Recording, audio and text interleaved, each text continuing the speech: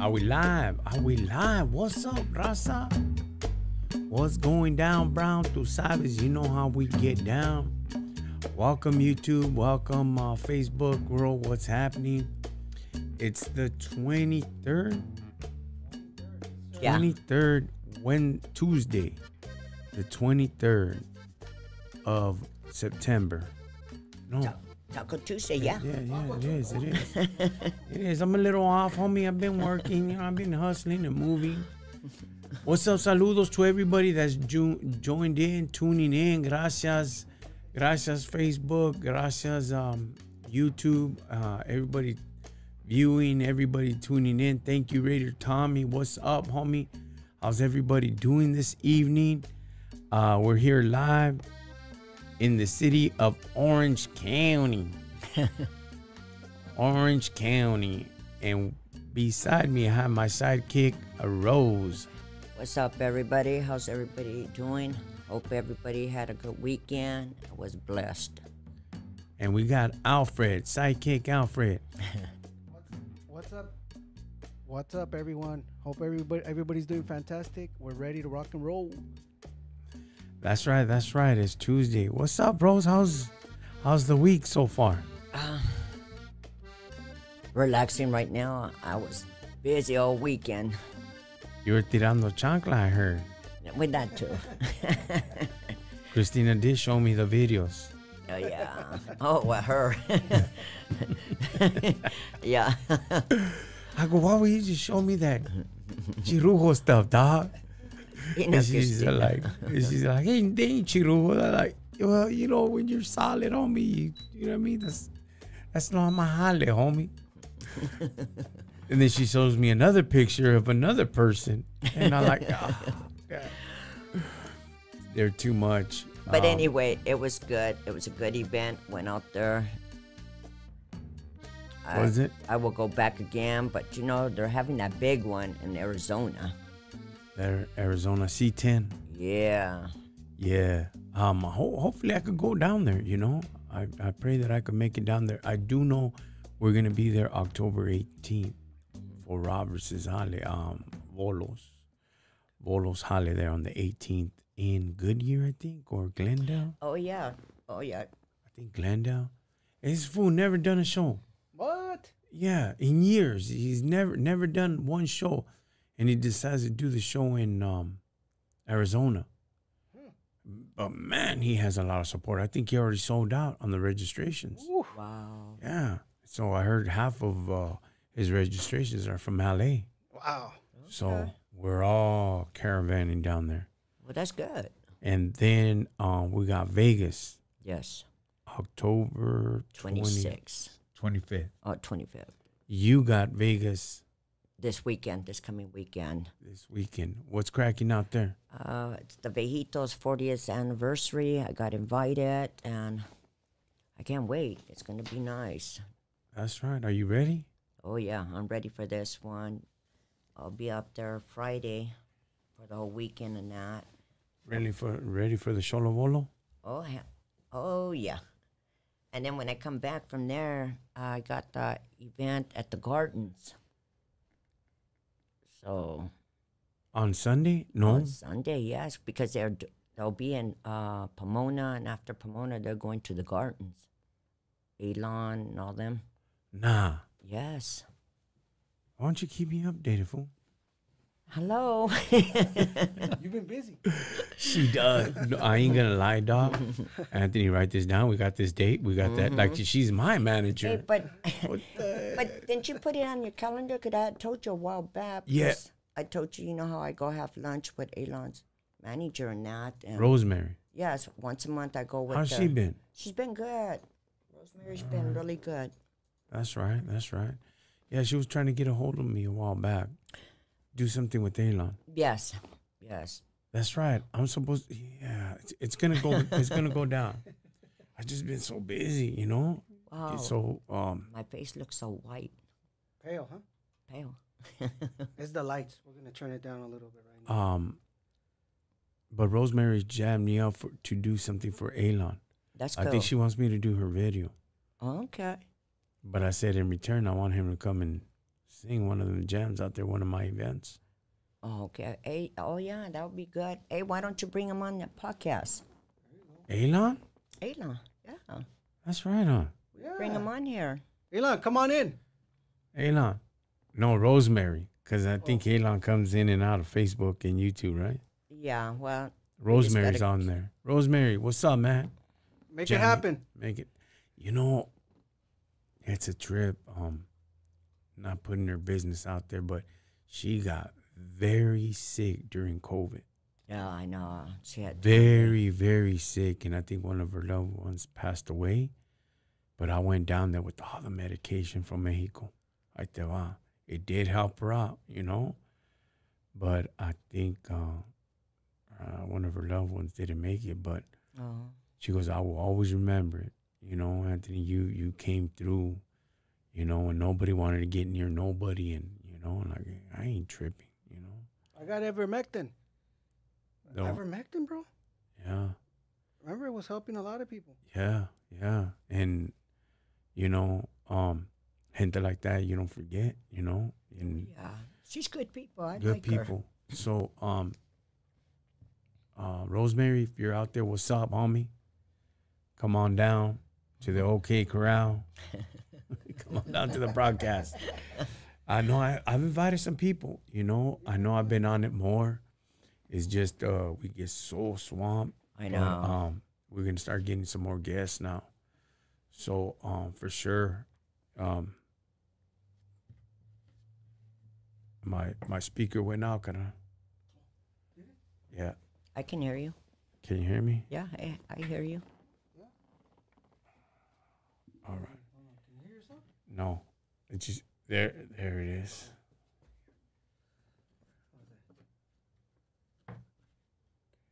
Talk. Check it. No, there it is. There it is. It's done. We had a little bit of difficulties, but we're good. We're back on track. Yeah, so we're gonna start having some guests, you guys. You know, it's a blessing to be out here. You know, they always ask me, what do we talk about? What do we speak about? I say anything. It's open conversation here on Rose. Yes, yes. So, speaking of open conversation, what are we going to talk about today, Alfred? Híjole, man. Hey, man, you know what you were talking about earlier, I think it's inspiring, you know? You were talking about your little boy, you know, making sense. I think it's making sense. You know, sometimes we end up, and I don't have a camera, so I apologize. Making sense. Sometimes, you know, we want to make decisions, and we're asking everybody else, what do you think? What do you think? What do you think? Yeah. But I think it's very important that we just look inside ourselves and analyze carefully, you know, what makes sense to you, you know, because every situation is different. Yeah. So today we're going to be talking about making sense. Making sense. Okay, earlier today, when we walked in, I was just telling the story about what happened with my son. You know, my son has, me and him, we were just talking, and they sent me a note, a text, want to confirm with everything that my son said.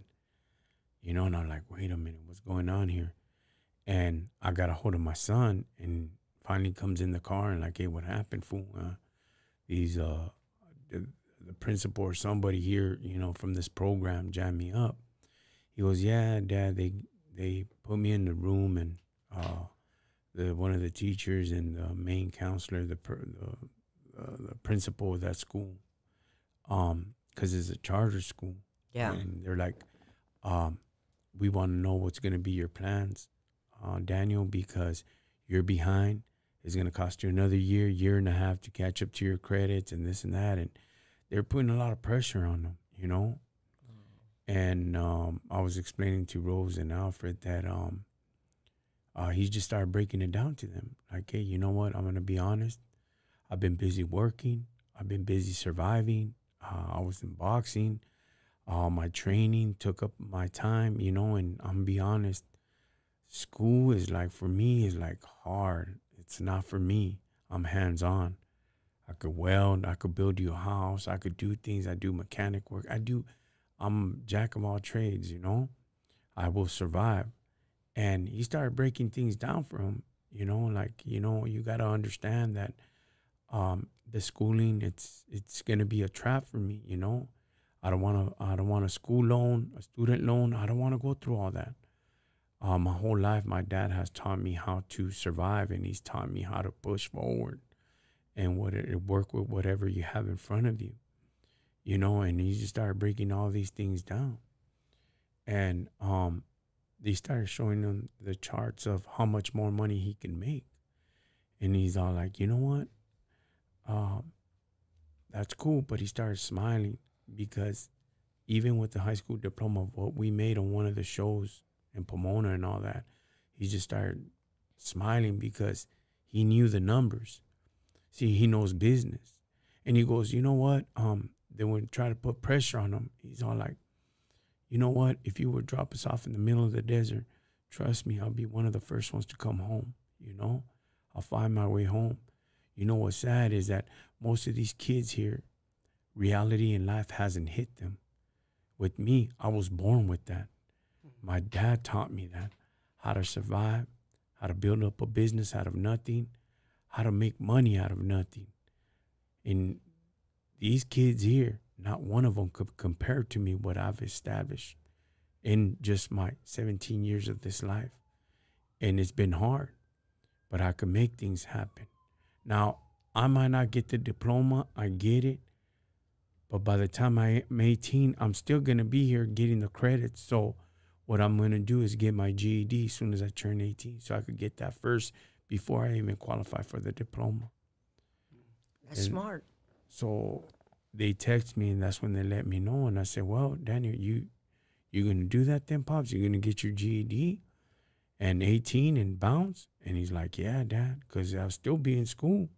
You know, I'm born at this date, so it throws me off by a few months. I said, well, that's good then. Well, then handle your business then, you know. So, you know, the main thing here is that know what you're doing, know what you're about, know what you're going to pursue, know what you're made out of, and know your worth. You know, some people weren't made for education. Mm-hmm. See, with me, I ain't gonna lie, I hated school. I still hate school. The only schooling that you could give me is business. Give me some finances. Give me numbers. But it's sad because the schools won't teach you how to pull out a business loan, how to develop a business, how to create something out of nothing. They won't teach you that. They won't teach you how to get a regular loan, not just a business loan, you know? They won't teach you how to open up and establish a nonprofit or stuff like that. School won't teach you none of that, you know? And you have to go pursue it. You have to go get it. You know, the only good thing that they'll teach you in business is certain brackets where you could create something for somebody else. Mm-hmm. And that's what my son said. I'm not here going to go make another man rich. I'm not here for that. I'm not going to make another man rich. I'll work for myself. I won't work for nobody. And see, that's what I've always taught him, you know? And if I don't teach him that, if I don't develop him that, then he's always going to fall into place. That's true. You know? Speaking on that topic, Rose, you did take business, right? Yes. I dropped out of school. I didn't think school was for me. I dropped out and that. But then later on, I went to business school. I got my GED. I got certified in business preparation and data entry. And I went for the field, you know, trying to work in an office and that, which I had really good jobs in that, but I didn't like it. I didn't like it. I'd rather be busy than sitting on an office answering the phone. I'm very active, so I like moving around. Yeah. But you were in office all that time. Mm-hmm. Did you have to pull out a business loan? Yes. And later in years, they start garnishing my checks for the school loans. Oh. It took me almost 2 years for them to pay it back. Yeah. See, that's another thing. And you know, I noticed that they'll prolong the courses Mm-hmm. when you really don't need certain Well, yeah. credits of certain schooling of such and such, and you just, this is what you want. No, it comes with everything, you know. Mm-hmm. I remember I went to college, to Cerritos College, and I was trying to go for troubled youth, Okay. youth psychology, you know, and it was crazy. It was like, I'll never forget it. And I had to take all these other courses just to get to that one. Lord, wait a minute. Yeah. What does this all got to do with that, you know? But I do know that parole paid for all that. I remember parole paid for it back then when they had money. But, you know, you do got to know your worth. You got to know your plan. You got to know what you're shooting for, and you got to execute it. You know, you got to be confident on the things that you do. You just can't go out there in the middle of nowhere and try to find yourself. Nah, you find yourself and you pursue it. As you keep on moving in life, then gradually you start picking up other things where you know that's going to be beneficial, who you're going to work with, who you're not going to work with, you know. People try to define of what we do, Rose, Yeah. you know, and they're like, man, bro, hey, why don't you do this? Why don't you do that? It's not beneficial for us, you know. Everything got to be beneficial. Everything has to be on point, and it has to be successful. Whether it flops or not, it was still a success. That's true. And you still got to look at it that way. Sometimes you might think you might hit on something, and you think you have a gold mine, and next thing you know, it's just a flop, you know? So whether you know it or not, you got to pursue it. You know, I do know they just interviewed Rancho Milde in one of the podcasts, and I listened to it for a little while. Mm-hmm. And he said, out of 1,000 songs, one artist will hit one song, you know? Imagine the sacrifice that there is. Imagine how much money, how much investments through cameras, videos, choreography, and writing everything down, breaking everything down, and renting out the facility and paying everybody and thousands of dollars to see if it could make it, you know? That's so true. You know, and that don't mean they're going to make it. But for some way, some reason, somehow, you know, it might be a little catch, a little hook, and boom, next you know, here comes the wave. Perfect example, like us. Look at Rose. Yeah. You know, she was out there doing the boogaloo, the fly, the mashed potato, the twist. Well, it's just like my granddaughter. She did. Matter of fact, today's her birthday. She turned 18 today. Happy birthday! And on her, you know, she was messing up in school. You know, she did her part, but you know what? She straightened up. She went back. She got her GED. That's right. She got my son-in-law, my son. She did her certification. She's working for the union. Yeah. She's hooked up now. That's right. That's right. Hey, that's what my son said. Hey, I come here respectfully. I come here and do my work as much as I can. Just sometimes I don't have the time nor the patience to do my homework, you know, and it bites me in the back. But you know, I'm here. I listen to you guys, and I gotta put in my 2-3 hours a week, 4 hours a week, 5 hours a week, you know, in here, and you know, which is true. And all we could do is just push them, you know. To the another level. And Rose Walker says, my family are all teachers and professors and principals as well. That's good. That's good. I think they're underpaid. I seriously think teachers are underpaid. I seriously think teachers need a big raise. They should.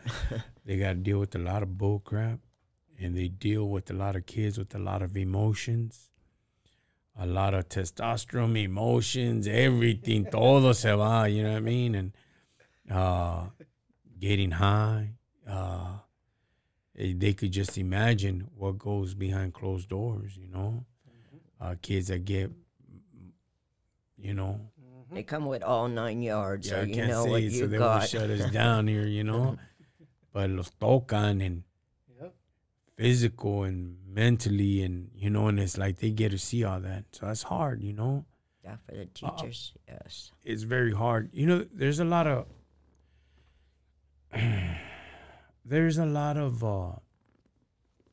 how can I say it? A lot of careers, a lot of professional careers out there that people that we've met. And this weekend we hit Route 66. You were supposed to go Friday, and I was gonna call you. I said, man, you know what? Maybe I should call her up. No, if she went, she'll tell me, damn, it was off the hook. That's what I heard. So I do know it was off the hook on Friday. Saturday we went, and Saturday it was hot, you know, very hot. And we were out there, we made a little feria with the wagon, went live and came back. And what else did I have on Saturday? Something else, I can't remember. I crashed out. I was so tired, and I woke up, and it was like 9 o'clock. I'm like, whoa, 9 in the morning. Oh, man. I never wake up that late, but I was so tired. Yeah, because when I spoke to you Sunday, you sound tired. Yeah, I was so burned out. Yeah. So Sunday, got up and went to La Mirada. So I do know they had the fallen officers event fundraiser for the 3 Judas that passed away. Yeah. So we went. Now, the reason why I'm connecting all this, the profession and all this, that I got to speak to a lot of retired officers because they were asking me questions of, what do I have? What do I do? You know? And I was like, feed me, you know, and like, this is what I do. And, you know, it builds a good relationship, you know, a good, you break down the wall when you speak to them. Well, that's true because you know what? They see you, they profile you, not knowing nothing about you until you start throwing it back at them. Yeah. There was some that you could tell they were still cocky and thinking, I could already tell, you know, and them fools, you know, they were sour. I could tell. But the other ones that retired, they were talking to me, whatever. And one of them was part of the bomb squad.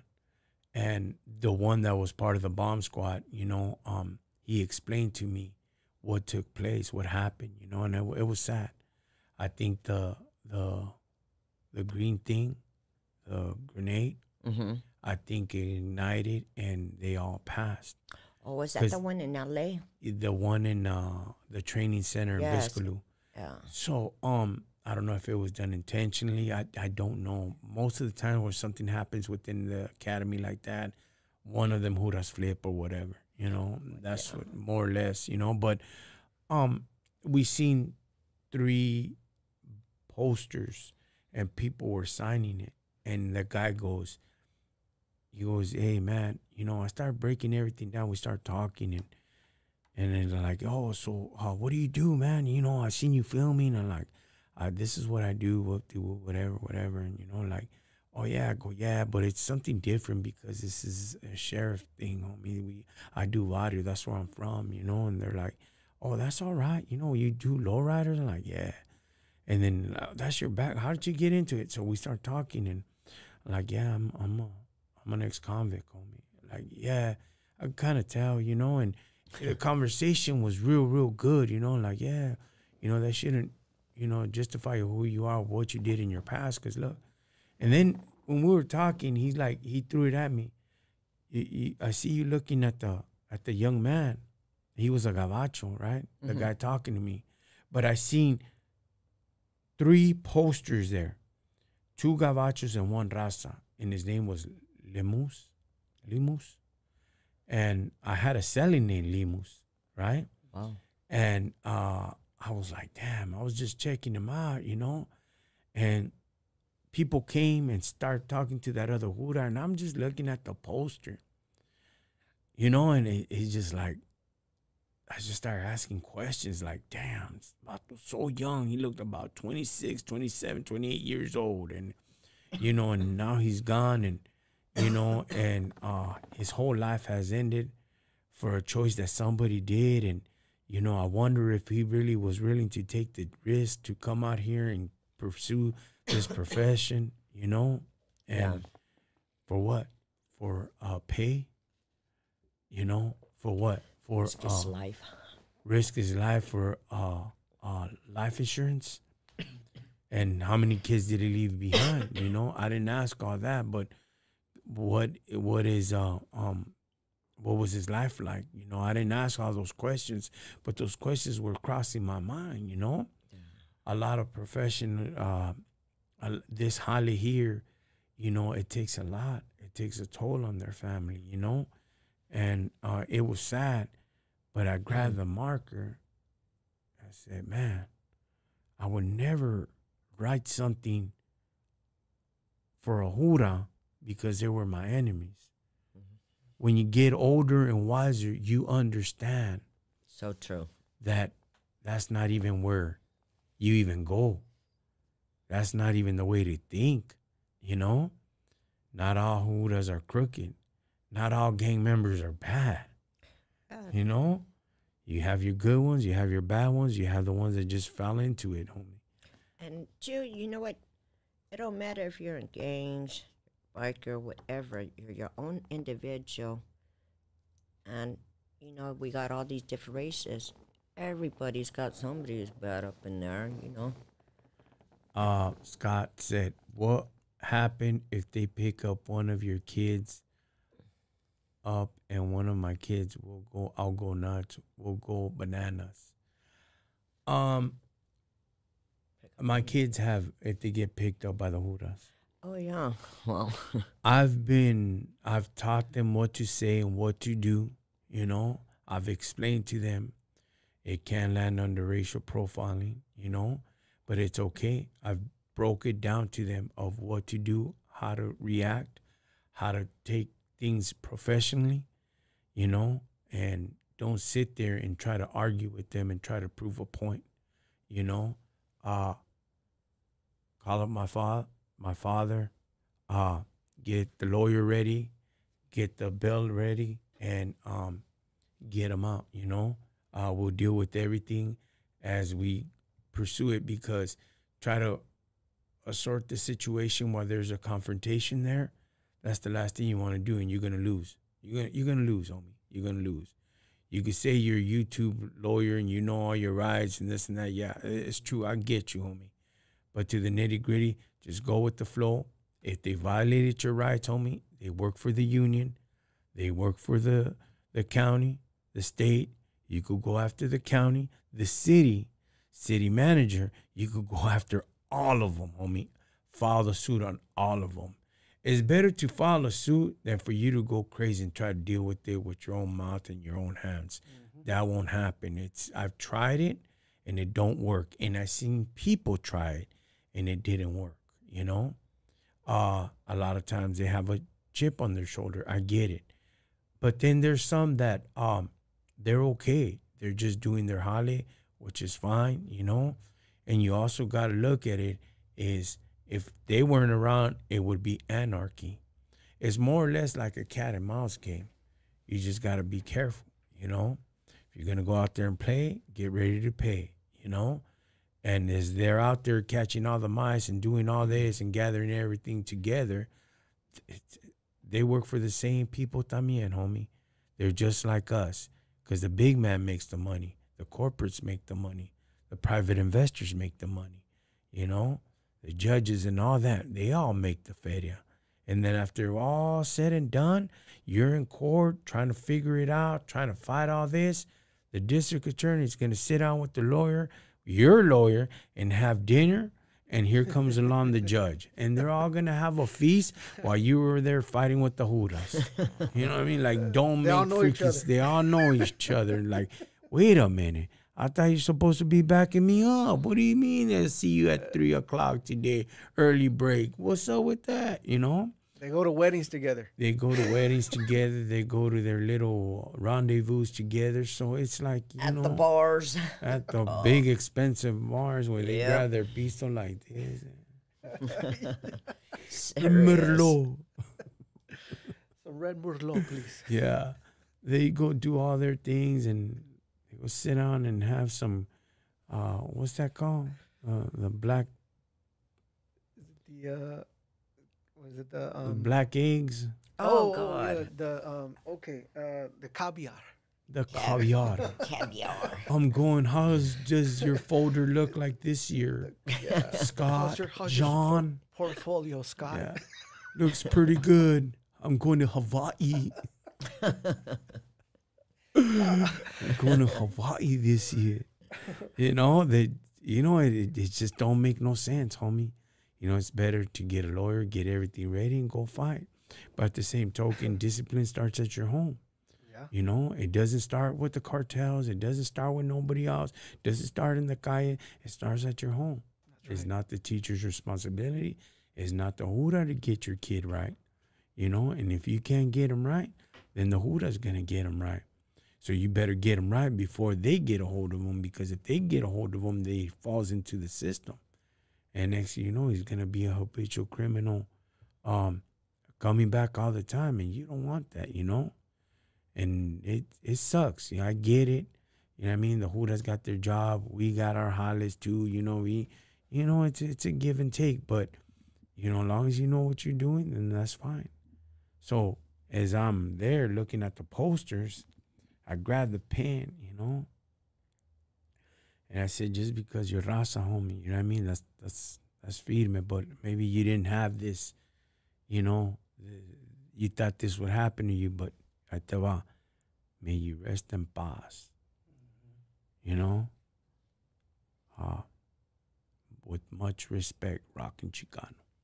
You're still a person. Hey, gang riding, homie. You can still do that. Yeah. Oh, I can still gang write. I don't know how to handwrite. I gang write. And I put that up there, dog. So when they see, the family see, like, whoa, you know, it's un cholo. Get down. You know, that's right. An ex-convict, you know, just break things down. Just start, you know, you just got to know the way the ball bounces, you know. Yeah, there was an incident. There was an incident this week at our gym, you know, and this vato took some feria, you know. He thought he was slick. Wow. He took about 1,000 bolas, and he worked there before. And Art, he's a firme vato. Art, he's Junior, Art, and Sammy. And then I help them out. I get them the contracts, and I help them out with everything. So I'm kind of like an investor there, you know, overseer at certain things. And Vato just has a big heart. And people told me, don't hire this guy. This guy's trouble. He's just like, you know, he's a nobody, but he's just like, don't have no goals in life or whatever, you know. And he was looking for a job, and he ended up giving this vato the job. About a month later, he ended up firing him. Comes back about 2 weeks later, goes behind the counter, grabs the feria, goes to the back, takes off. Vato was all suited and booted. You couldn't even tell who it was. Wow. But as an ex-convict, you got to look at the whole situation. Where did he come from? How did he exit? Let me see those other cameras. And sure enough, you know what gave it away? His watch. Oh, well. His watch gave it away. And they have the watch, him wearing the same watch through the other cameras when he was working there. So the watch gave it away. The way he walked, and he was there that day working out. So I go, whatever you want to do then, Art. Let's roll, homie. You know what I mean? I could care less, dog, you know? And I go, but you let me take care of it. So we end up pulling up to the pad, which it was the wrong house. He goes, but there's a guy that lives 2 houses down, and his name is such and such. So I go down there, and I knocked, and finally he comes out.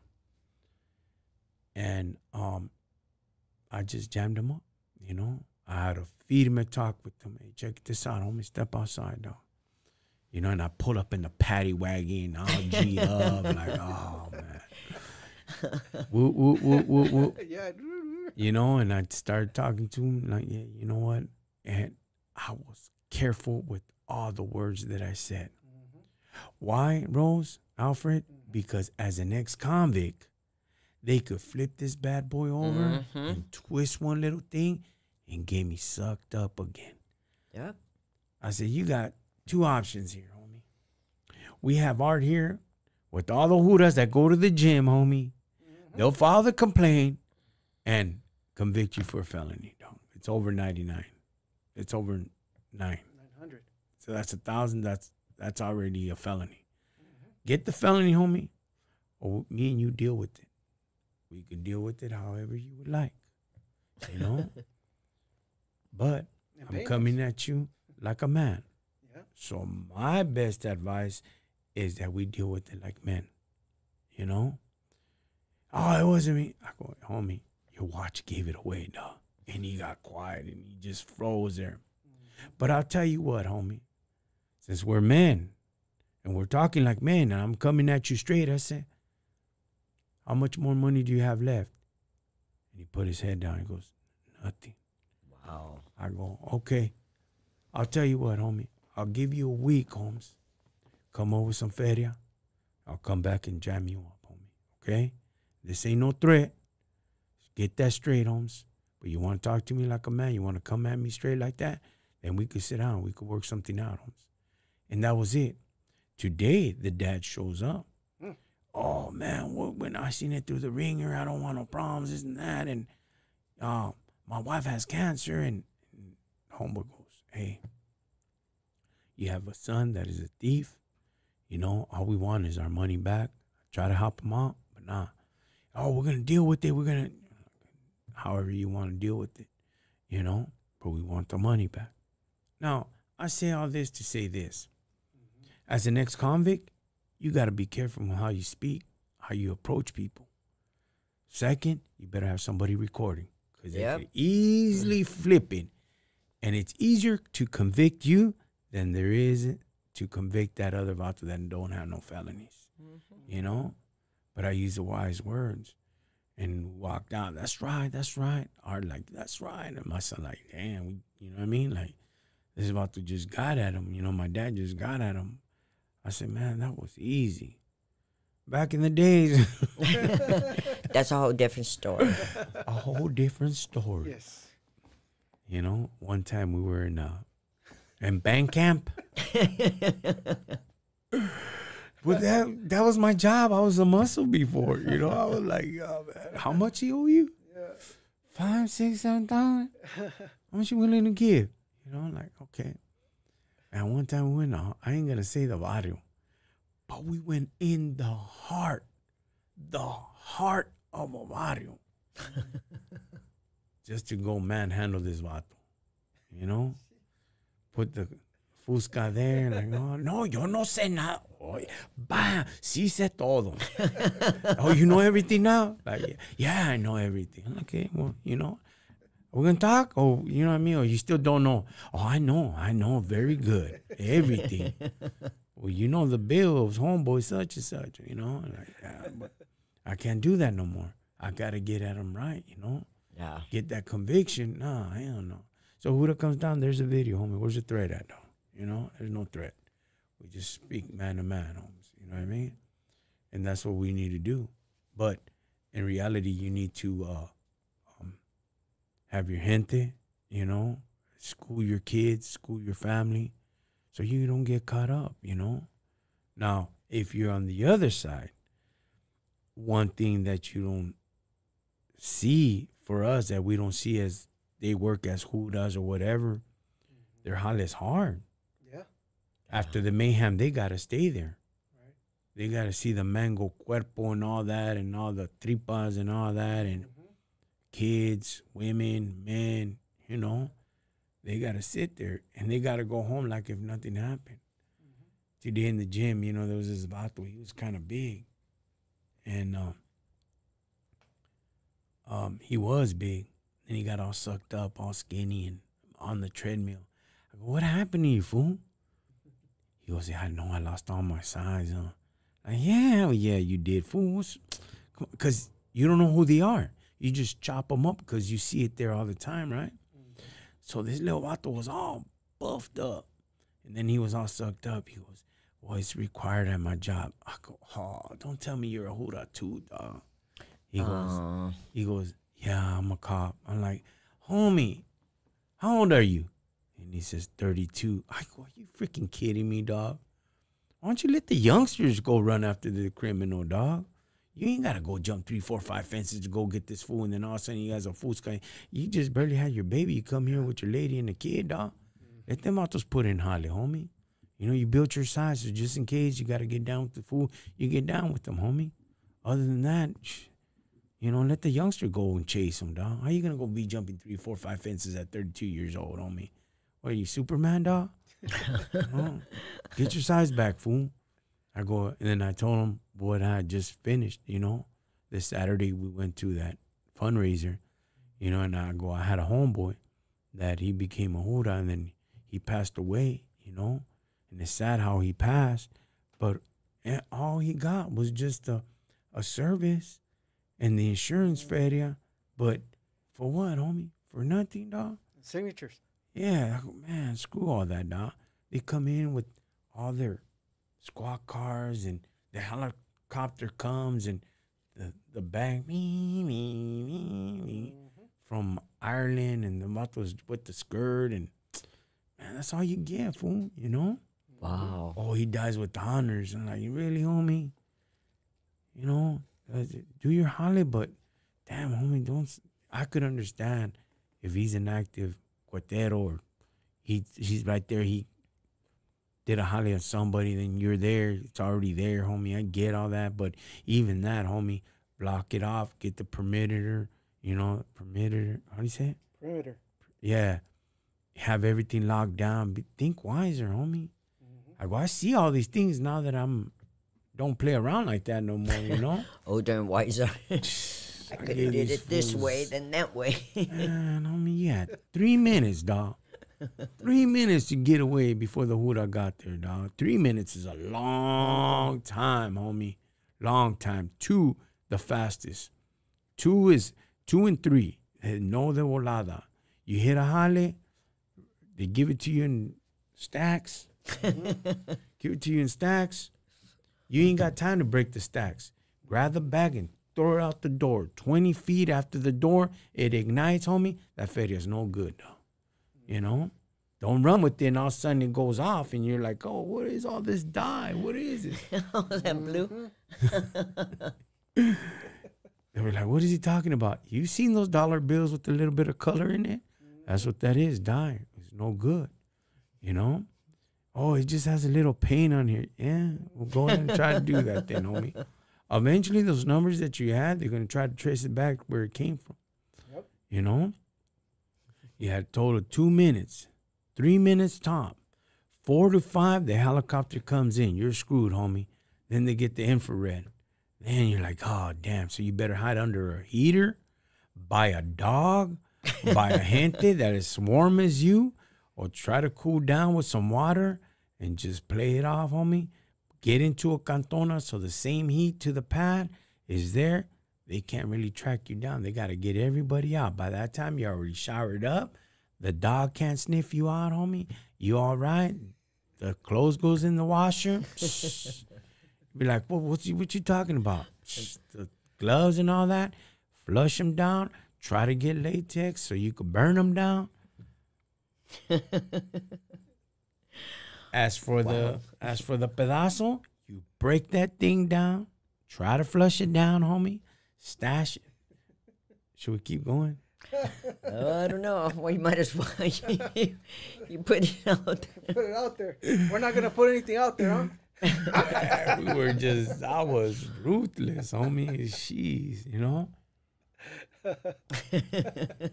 Now I swear at times I'll be like, man, I hope I get busted. I can't be out here no more.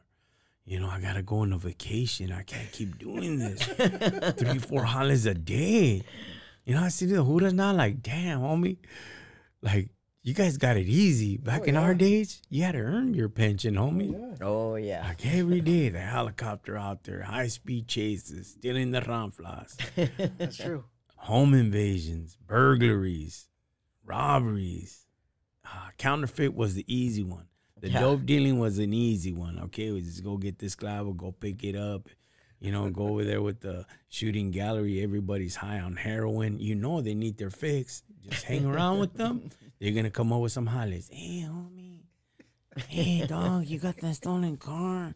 I got this pen they took off on vacation. It's right in the corner. Corner houses are the best ones because you have all 4 angles to see where the huras are coming from. So as one keeps point, you already have 2, 3, 4 ways to get out. The back house, if there's an alley, even better. Have the G right down the street. Go do your jale. Get in, get out. Go take it to the connection. You're looking through all the inventory and the Tecato's there. I got my high coming in, homie. I check coming in. You did good, youngster. You did good. Hey, you just look at him and he's all high on heroin. Like, damn, fool. You're drooling, homie. Yeah, spends on me. Hey, big dog, but you just stood in the car, Holmes. You didn't go into the pad, dog. That's where you guys come in, because the felony is not as bad as us. Like, a felony is a felony, homie. Well, how much you get, homie? Did you get the... Like, man, look at this vato, dog. Here's your little cut, dog. I'm out of here, homie, And then go get high. And then again, later on that night, he's still there at the shooting gallery. Hasn't even taken a shower, nothing, and he's all high. Scratching the same hand, huh? Same shoulder. Hand, same shoulder. Frajo was like, God dang, homie, did you go playar or something, dog? Nah, my hand wasn't there. I was like, homie, there's a water hose outside, dog. You've been busted, so I've heard of bird baths, homie, so yeah, I was scattered, Here, hold my burrito. Hold my burrito. Sit there for a while. Cindy said, taking notes, taking notes. They were just ruthless, Yeah, man. But, oh, man. Those are stories, man. Those are stories. Yeah, when you... Anthony Bravo says, "¿Qué hubo, carnales? What's happening?" Oh, what's happening? It's just right here. Just right here, bro. Talking some crazy stories. Stories, bro, from high-speed chases and... East Side stories, bro. I ain't gonna say no name, right? You guys know him. He's been in the... Yeah, oh, okay. And he's all like, I got to holler for you, Holmes. I got to holler for you, a good one. It's an insurance fraud, Holmes. I got to holler for you. I'm like, all right, well, let's go, homie. I'll go take care of it. So I was supposed to get rid of the Ramfla. Man, homie, I went to go get like 3, 4 other cars. I want to go do some burglaries, go do a robbery, and go do another holler, come back, and, all of a sudden, I'm still got that Ramfla because I loved it. I love that car. I used to treat them like if they were my own car. Sometimes I would wash them. I swear to you. And they'll be like, you're still in that, you're still in that car, homie. Like, man, mind your business, homie, Oh, it's not even yours, bro. and sure enough, Holmes, I'm like a dummy, dog. I was like, man, Huda pulls right behind me, right? I'm like, dang, he's going to run the plate. So, man. Yeah. So I'm bumping the rollers, I mean? I know what I had on. I think I had on the Gap band or something. And I'm bumping it, you know what I mean? Frajo right here, you know what I mean? Rubber, bro. Yeah, yes, God, Frajo, it's Pisto, and I'm like, oh, man. And all of a sudden, he throws me the light. I'm like, let me catch a breather. Dang. Like, oh, man. He's like, pull it over. Whoop, whoop, whoop. Like, this idiot thinks I'm really going to pull it over. God damn. I took a hit of, you know what I mean? Like, one more, like, I'm too early for this crap. Popped that sucker in gear. I opened up the pistol and I'm freaking gunning it out through Norwalk Boulevard. And there goes the high-speed chase. And I'm like, and I'm gunning it. I'm making turns on them, you know what I mean? And he's all like, damn. And he'll stop. He'll know I'm going to make a turn. So he will stop in the middle of the street to the side. And I'll make a whole turn. While I'm making the turn, I have it in gear and I slow down, right? I push in the clutch and I grab the pistol and I have it open, right? And I'm down in the pistol, waiting right there, and I throw it at him and take off. I'm gonna put that thing on gear again. I was like, damn, man, I can't get away from this fool. I go, I got a few minutes. This helicopter's gonna come in right now. And sure enough, 1, 2 minutes, 3 minutes go, 4 minutes go by. I like, the helicopter ain't coming. So I keep on going to high-speed chase. And sure enough, he pulls up. We pull up to this landfill right there by this church. And I crashed it by the wall. And I jumped over the wall. And I started gunning it. And come here. Come here. And like, that was before tasers, no? Yeah. Golly. Yeah, and I was gone, homie. I was gone, but I was gone all right. They took me away. They took me away. Homie. They took me away. Yeah. But when he threw me the line, like, I was like, chingados, homie, I was too early for this. Like, I'm enjoying this rampla. Oh, so we'll go back to the insurance fraud.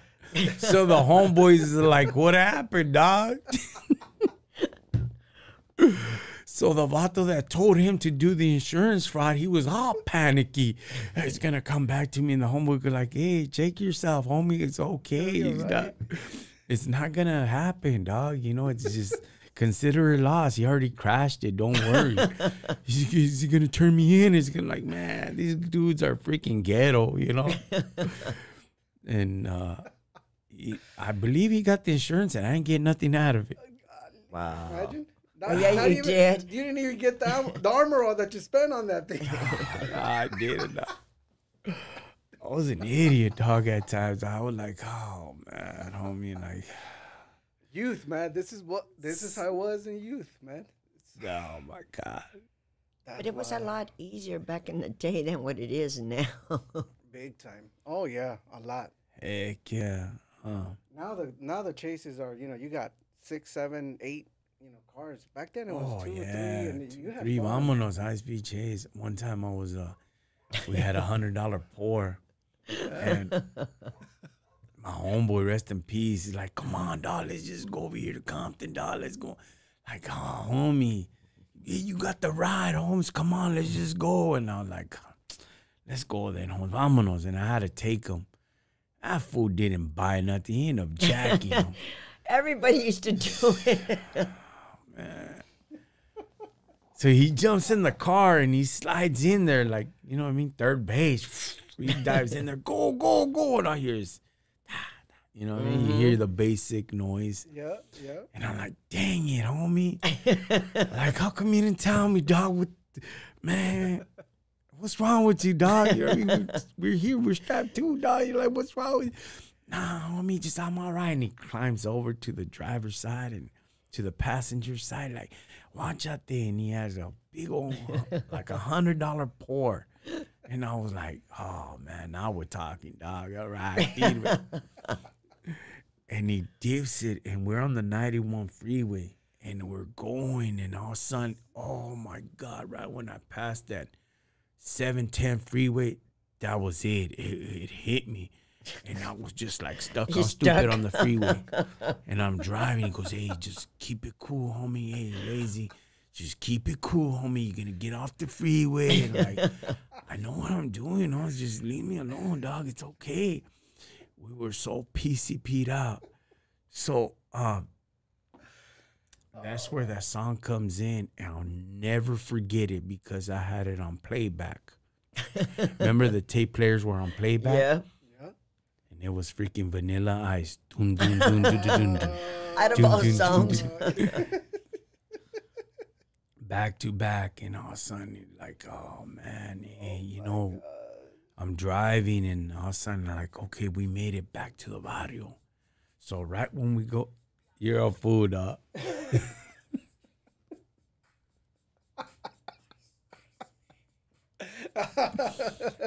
Oh. So I make it back to the neighborhood, and right when we get in there, we go right there by my house now because that's where I live at now, right there where the Huda was at. And he was in the corner. He was real slow with the spotlights on, the yellow lights, the fog lights. Back in the old cars, they had and then he ends up going. It was a Crown Victoria style. Nah, they were older than that. They were the RoboCop style, I think. And he was just driving, And the homeboy goes, hey, there's a Huda right there. Like, oh, man, I knew it, dog. No, don't look, homie. Like, whether we look or we don't, he's freaking pulling us over. There's no windows in this car, homie. There's bullet holes in this car, dog. And he's all like, yeah, homie. And freaking dropped them off, took off. Like, man. When I pulled over and, you know, when we get pulled over and, oh, man, it was a high-speed chase, a semi-high-speed chase, because I couldn't go fast. But when I pulled over and I couldn't get off and run, I was just too high. And you were stuck. And he comes up to the car, and he has a gun on me, right? And he goes, oh, my God. What the, you know? And I was so high, and the bottle was right there, and the Frios were right there, and like, because he had dipped another one. But we couldn't smoke the other one. It was over. You were gone, you know? And he's all like, man, this guy ain't going nowhere. So he just waited for backup, gaffled me up, put me in the back of he let me in the concrete on the curb, and I was singing the world is a ghetto and handcuffs laying down on the sidewalk, you know. They take me in, and I was just so high, and I don't remember the rest, but they were like, I could remember some of it. They were like, this is attempted murder. This is $100 pour, right? It's over 50 for sure. You're going down, buddy. Like, I don't care, homie. Where's Vanilla Ice at? You're a fool, dog. You're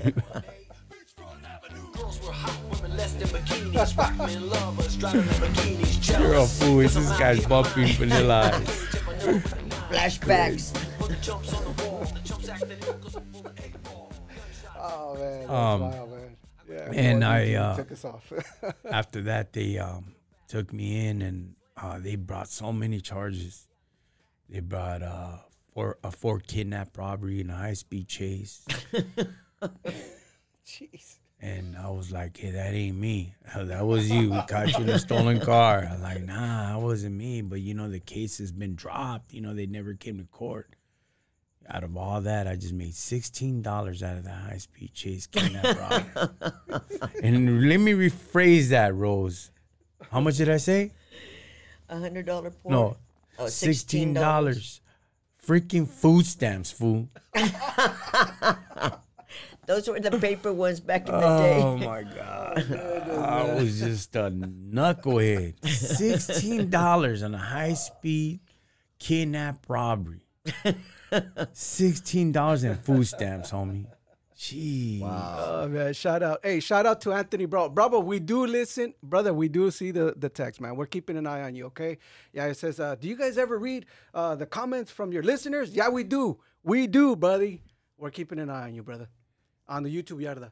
Yeah, so we just did all kinds of nonsense, but then I went to camp. They sent me to juvenile hall. They dropped the robbery charges because they didn't. Back then, you didn't have to go to court, you know. Now it's just hearsay. They convict you on hearsay, and now back then it was easier, and I just lived that fast life, homie. For $16, homie. Food stamps, Yeah, $16. But we're okay, you know. We're blessed to be alive. No more jales. No. No more high-speed chases. No. No out there riding on rims. No more jumping walls and No more jumping walls. and cleaning wheels. No more thinking it's your G-Ride, thinking it's your car. What?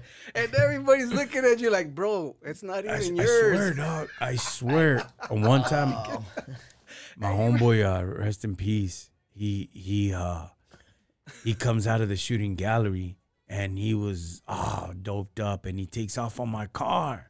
Okay, my my stolen car, right? No, it wasn't my car. Did he at least help you with the gas or no? No, then he comes back and he brings it. With no gas.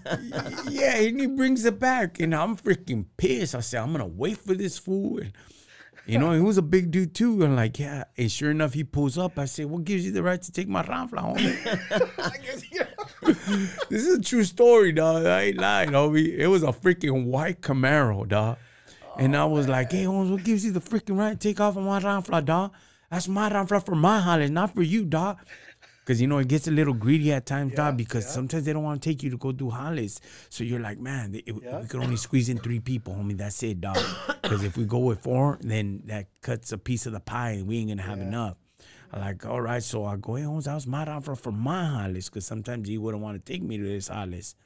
So I was like, he's like, hey, Holmes, I just want to go check up on the pad if it was ready, this and that, and all his excuses, right? And I got pisto too. I got some yesca right there, dog. Man, I don't care, homie. That's my freaking ride, homie. He was like, what you want to do about it? Shh, we're going to get down right now. And we end up fighting for like 20 minutes, dog. Golly, man. Busting noses and everything. Like, you all right, homie? You done? Shh, we can still get him up, you know? And after that, I'm like, damn, everybody came out, like all the homies, hey, that's it, dog. You vatos are all bloody, dog. You guys both vatos the same side. Let it go. Vámonos. There's plenty more stolen cars, The funny thing, bro, is that they let you go for 20 minutes, bro. Yeah, dog, we were there. After the 5 minutes, I would have been, we would stop. And then we would stop, right? We would stop, dog. And they were like, and take a pisto, take a drink out of that pisto, dog. Like, man, I ain't finished with you, homie. That's the stupidity of that mentality that people have. Homie. So a question for you. Right after, did you guys, after everything was done, after the 20-minute battle, did you guys go and still shook hands and then went and take care of the hollies?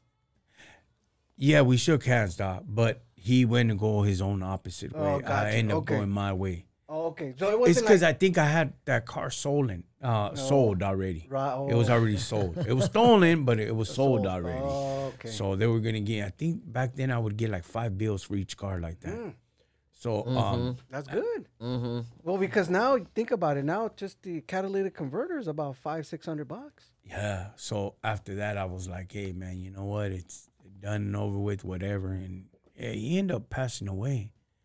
He got deported and he passed away, and it's sad, but that's the stupidity, the mind that you don't, not right, you know what I mean? Mm-hmm. That your mental ain't right, that your mindset ain't right, and man, we did some stupid stuff. What about you, Rose? What's the dumbest thing you done? Well, at the school, me and my brothers, one of my brothers got jumped at the high school for the football team. So he came back and told us, it's like, oh, is that right? That's how they want to play. And went back and shut up the school. Golly. Damn. Went to jail. But you know what? I mean, back then, they threw us on probation. It was high-speed chase. We hit that corner, and we went straight into the curve, and it busted the tire. The axle. So we took off running and that, jumping fences and that. People told us, come in here and that, but the people across the street had told us, like, hey, they're in there. Well, they got my brothers and that. They didn't get me, so I made it home. The lady took me home and that. Once we did it, our house was raided. They raided our house because everybody was there. So my mom goes, don't worry, you'll get out. So I went to jail, got out, went to court, got probation. And your brothers? Me and my brother. But yeah, no, they were pressing charges and that, the principal and them were all out there and that. That's crazy. Yeah. Those times were different. Well, yeah, even my mom during that time too, she would, because, they would call your parents and that. My dad was, drunk, drugs or whatever he was out. But anyway, they would get at my mom and she would be mad because,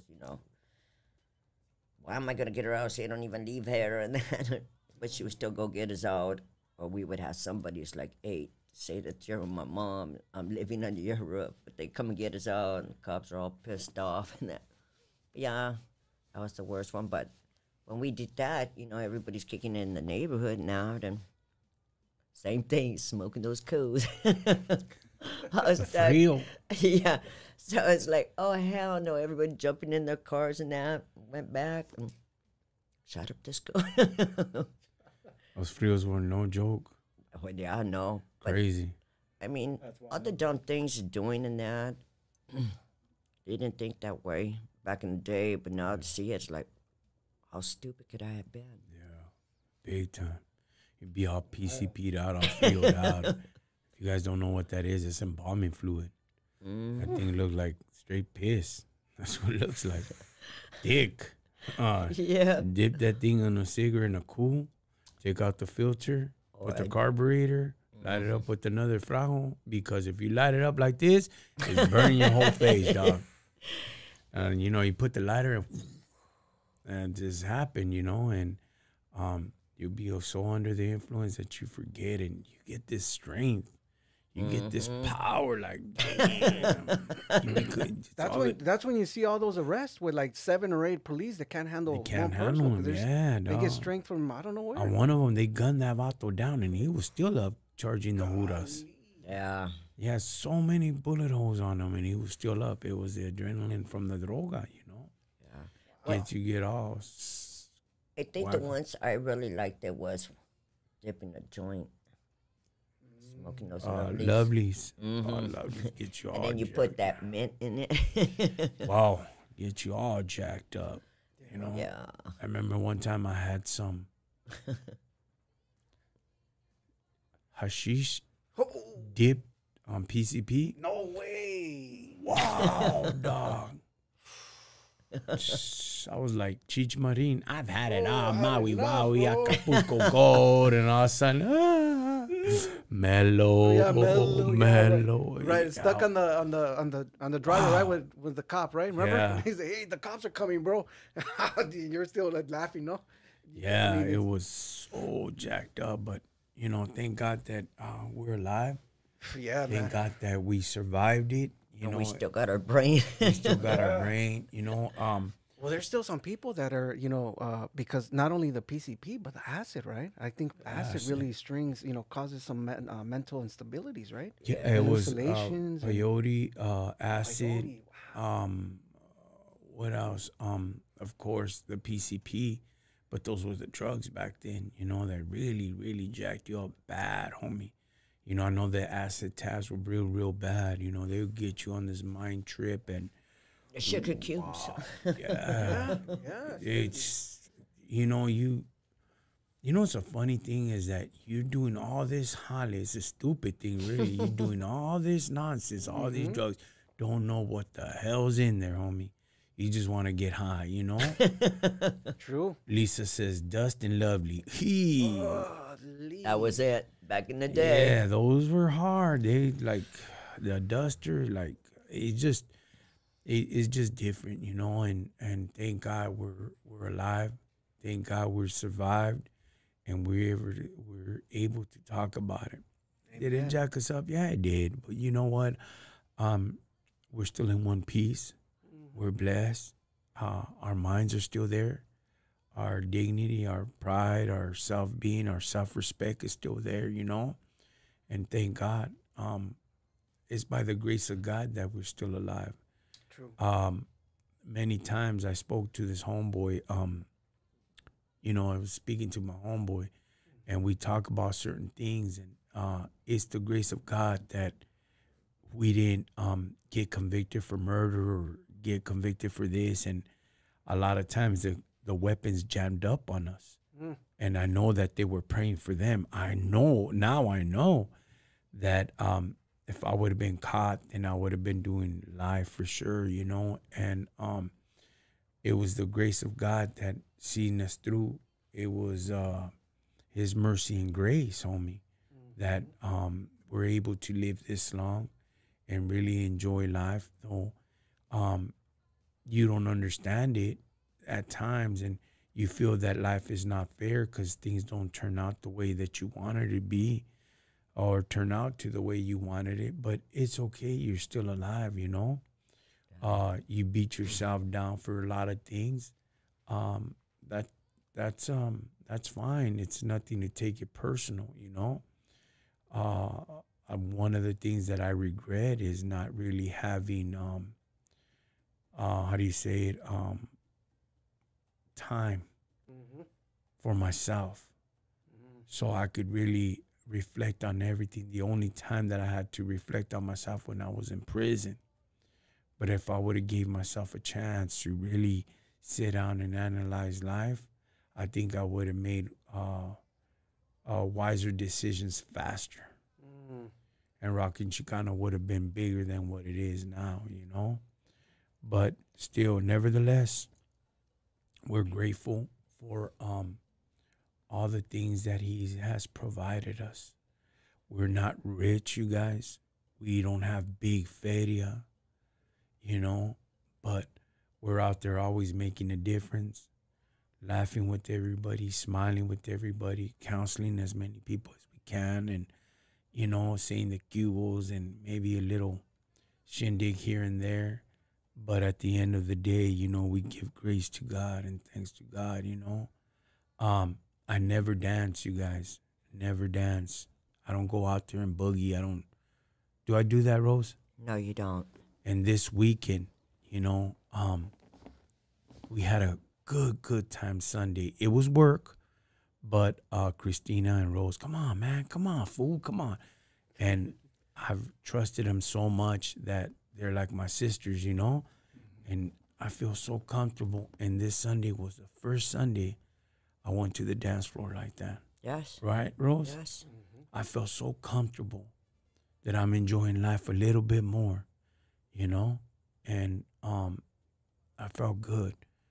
When I went home, I'm like, man, I'm driving home and I'm like, man, you know, I didn't care who seen me or who tried to record because they seen Rockin Chicano on my back or whatever. Oh, he's dancing to worldly music, this and that. And like, I give a rat's behind, homie, you know?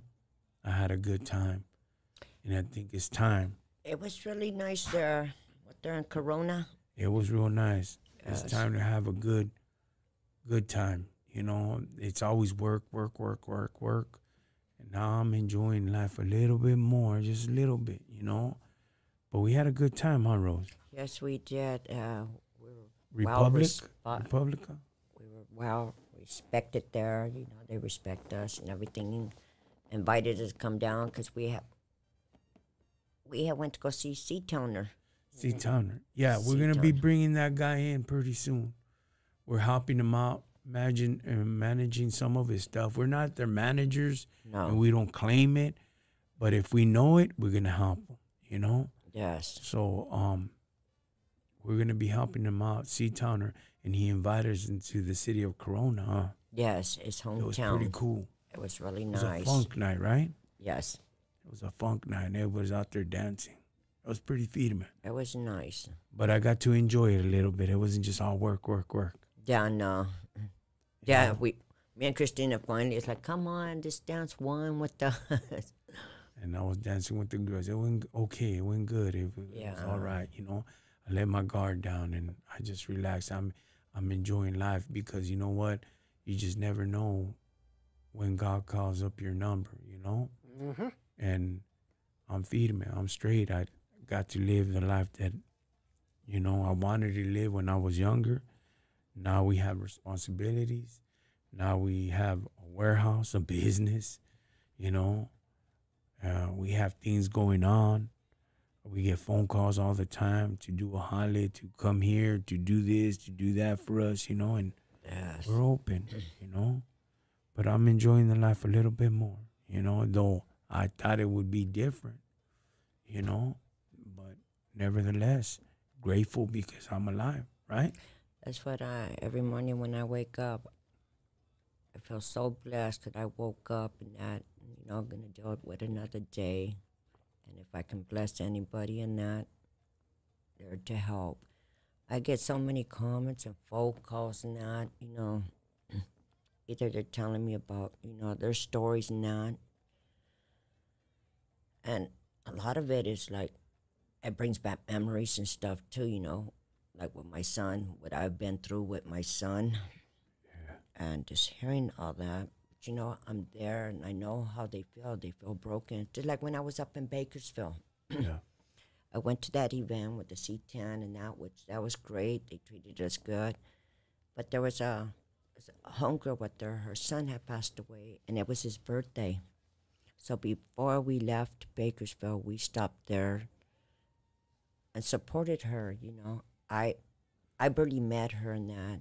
I found out about her son. Christina introduced me to her in that, and she was so blessed that we showed up there in that. Yeah.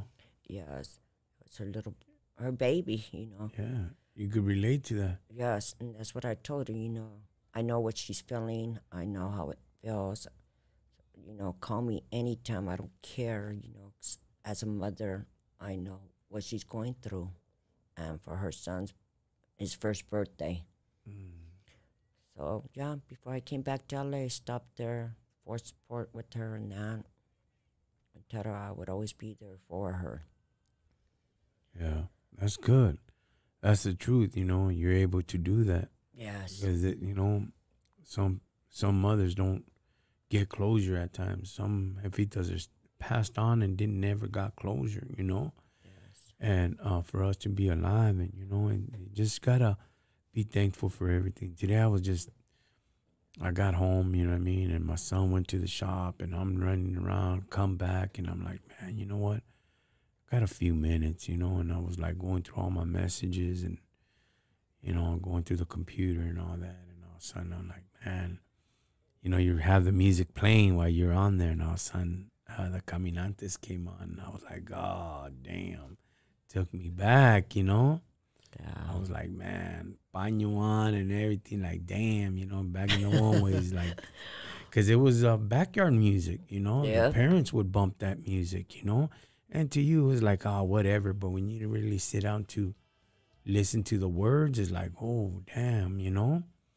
And then the oldies came on, and I was like, oh, man, just one of them days. Oh, man, not today, homie. You know, I got the podcast today, you know. But it does bring back a lot of memories, you know, of the lifestyle that you lived and how good God is, you know. That's so Nevertheless, you got to be thankful and know that that you're bumping, huh, fool? It's all backyard. Pues no he podido encontrar Damn. lo que mi alma quiere hallar. All that, my jefitas, all my homeboys' mom, that's all they would bump in the backyard. In the garage, backyard, then here comes the oldies, you know? Mm-hmm. It kick off the Wolo first, and the homeboys came in later, you know? That's how it was, you know, growing up back in the days and that, because your parents and stuff too, and that's how I grew up, listening to oldies, Right? and that's why, and I introduced my kids as they were little growing up in that, you know, old school, oldies. But you're blessed to be alive, right? Oh, I'm blessed every day You, when I Alfred? get up. Oh man, yeah, man, I can relate, bro. I can relate. Every Sunday, bro, it was, hey, vamos a por los it was the Bookies, Caminantes. Oh my gosh! But hey, we were all cleaning. You know, we lived in we live in a complex where you had 9 apartments on one side, Yeah. on the top floor, and then you had 9 apartments at the bottom floor. So you had 2 floors, but then you had it was like a square, so you had 9, 9, 9, 9, and everybody, the mixture of people. It was just, you had Asian, Vietnamese, Hawaiians, Mexicans, primarily Mexican, Filipino. People moving out, but it was always minorities. So we always had, oh, who's moving in? Their own chinito. Oh, all right, cool. You know, 6 months later, it was it was a Hawaiian, you know, Hawaiian family. So it was like constant shuffle, man. That's But right. but the music was always running, bro. In every single apartment, you would hear it. You know, and everybody. The good thing about it, man, is that everybody knew each other. Everybody will share their culture, the food. Whenever they had food, they cooked, they send it over. Whenever That's we right. cooked, we give it over. It was like, it was good, man. It was back in the 80s. It was like pretty good, man. Good Just memories. Growing up and being humble. Oh, exactly. Humble beginnings, homie. Like, Yeah. you know, I said that last week I bumped into my homeboy, and his mom's is still alive. And my homeboy, Fifi, he's still there with his moms and like, what's up, fool? Everybody became successful, dog. All of his whole family, all his brothers and sisters, professors and coaches and huras and everything, right, dog? This fool's still at the pad, like, what's up, fool? What the heck? You know, but he's taking care of his moms, you know? But we were talking about the times when we lived at his pad, and I was real grateful to have the mom there because they had 3 steps, and we would sit at those steps because they rented us the back garage shed / I don't know what it was. It was supposed to be a garage, but it was like a shed, right? And my mom would come home all hungover, and she partied all night till about 5 in the morning, and we would get up, and me and my little brother, and like we would stand on the footsteps of those 3 steps and wait for the mom, my homeboy's mom, to open the door because it was in the same house. And we would just sit there and wait, and she would open up the door, and we're like, please feed us, And she'll be like cooking, and then she would open the door so the air could come in so it wouldn't be stuffy in the house. And she goes, oh, mijos, ¿cómo están? Like, okay. Come on in. Getting huevos? Like, yeah. And sure enough, she would make the burritos, egg burritos. And she put milk on it, pepper and everything. And like, damn. And then like, here, you guys just play. No, we're okay. We'll just stand here on the stair. And there was 3 steps to the door, and we would sit there and eat it, homie, and she smiled when I told her that story because, it's the truth.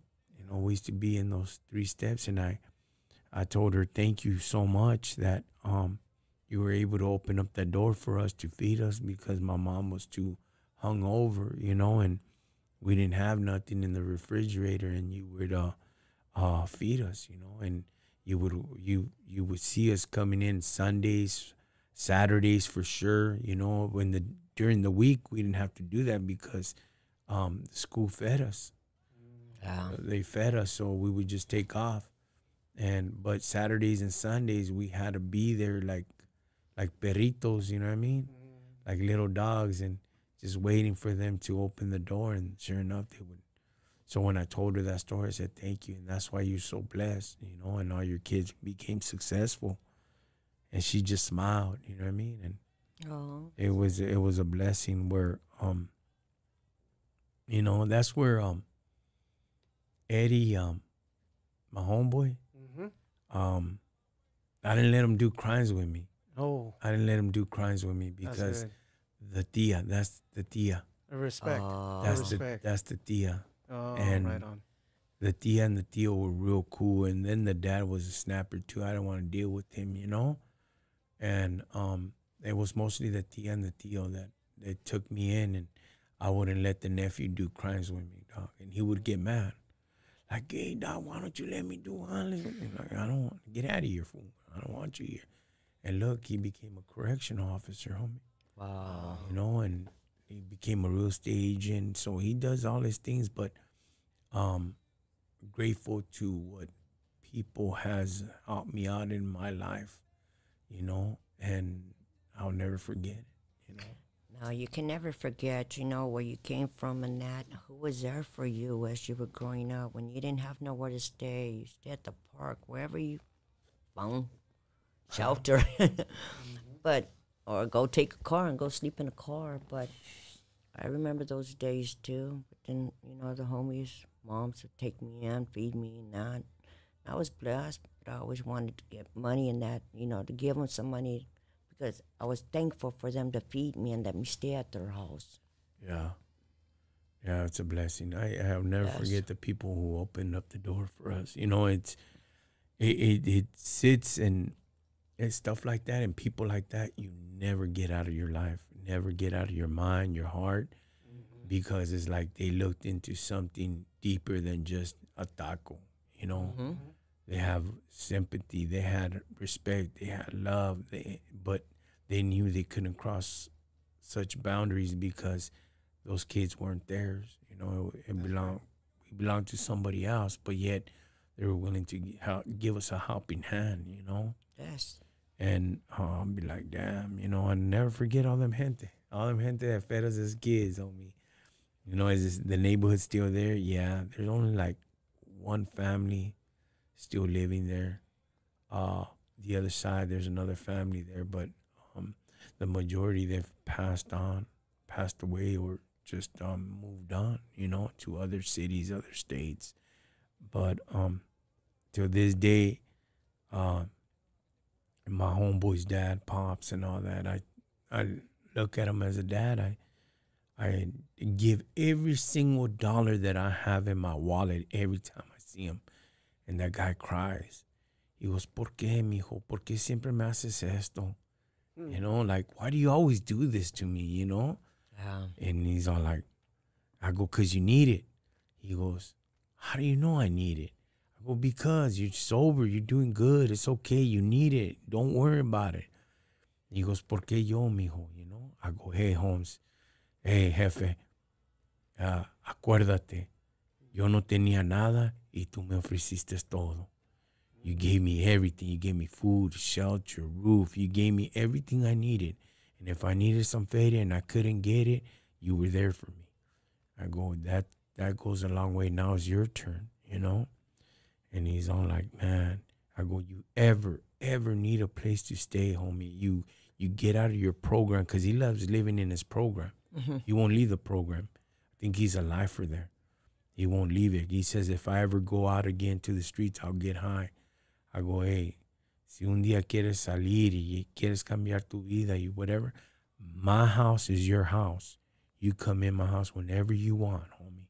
Whenever you want. I go, I'll build you a pad in the back. We already have something back there. I'll let you stay there. Not a problem. And he goes, you would? Si lo hicieras, mijo? I go, jefe, for you?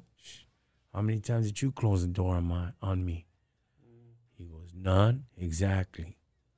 You know, and that guy's pretty cool, dog. Oh, God. He was at the swap meet a while back. I know I mentioned the story, and I like going because sometimes I get wholesale prices, right? Yeah. And I'm walking, and this was at the La Mirada, and the outside one where there all the junk and all the wholesale stuff, whatever. Yeah. And I could see him from a distance, but I'm just creeping up on him, and he's all like, hey, ¿y la bicicleta? ¿A cuánto está? La mountain climber. You know? What's it, the train? What do you call the mountain? Is that the Peloton? No. No, the mountain bike, right? Oh, the mountain yeah, bike, yeah, right? yeah. Beach bikes. Yeah, he goes, ¿cuánto por la bicicleta? He goes, 75. I go, agárrala. And he turns around, he goes, te la voy a comprar.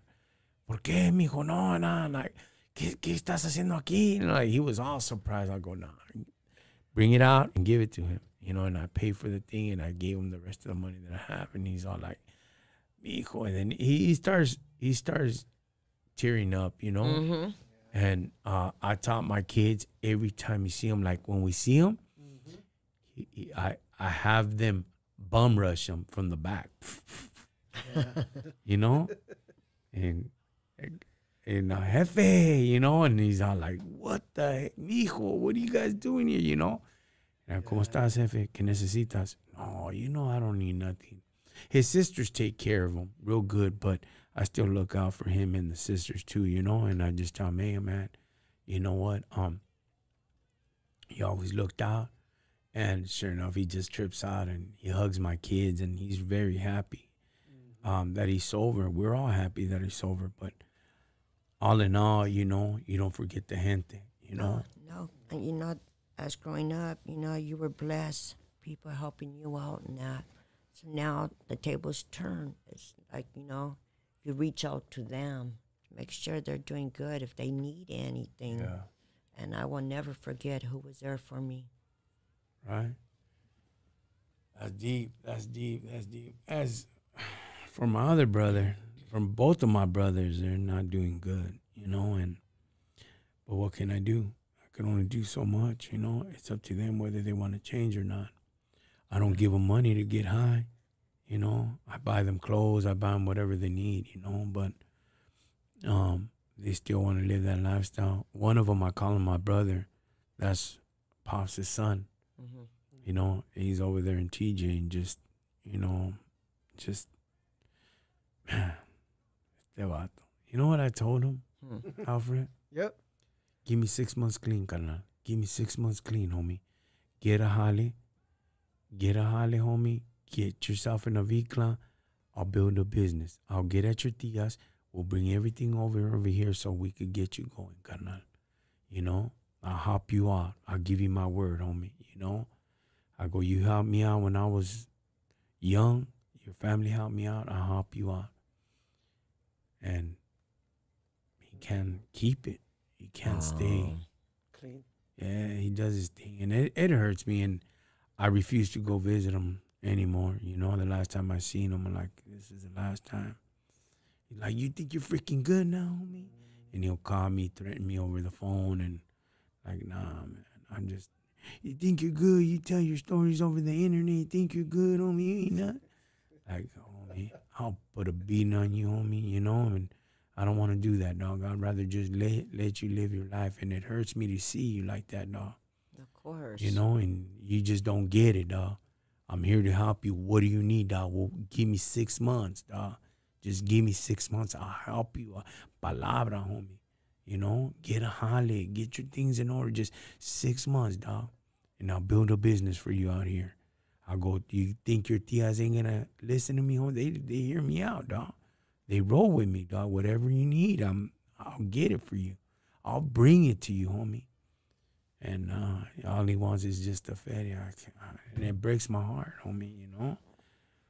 And I hope one day he snaps out of it. And if he's listening, well, you better listen good, fool.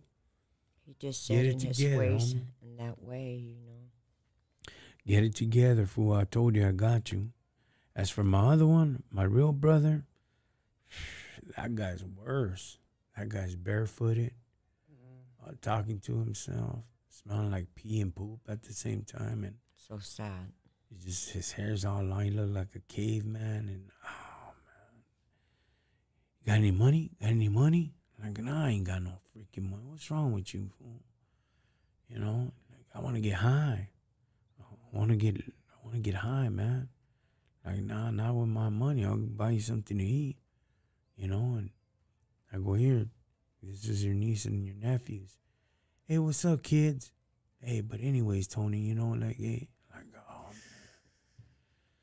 man. Wow. And like, oh, man, you know, like, never, how do you say, never really pay attention to his kid or my kids, you know what I mean? It's like, man, and my kids seen him, and, you know, I ain't gonna lie, like, he's worse than all of them, and that breaks my heart. You know, at times I just gotta time out and walk away, you know. Yeah. And I walk away and I just put my hand in my head and I'm like, man, God, you know, and like, how did we end up like this, you know? How is it that you had mercy and grace upon me and not him, you know? Like, I just don't get it, because all in all, he's still your blood brother. Oh, of course. You know, he might be all toothless, all shot out, and, you know, smelling like pee and poop, and his clothes all dirty. You can only do so much, you know. You can't take him to the pad. He's gonna burn it down. He's done that to my sister. He's done, like, no, don't do it, Tony, because this is what he's gonna do, and take him to a program better. And I take him to a program, and boom, he's gone. God, they're not going to stay. Like, man, fool, don't you want to change?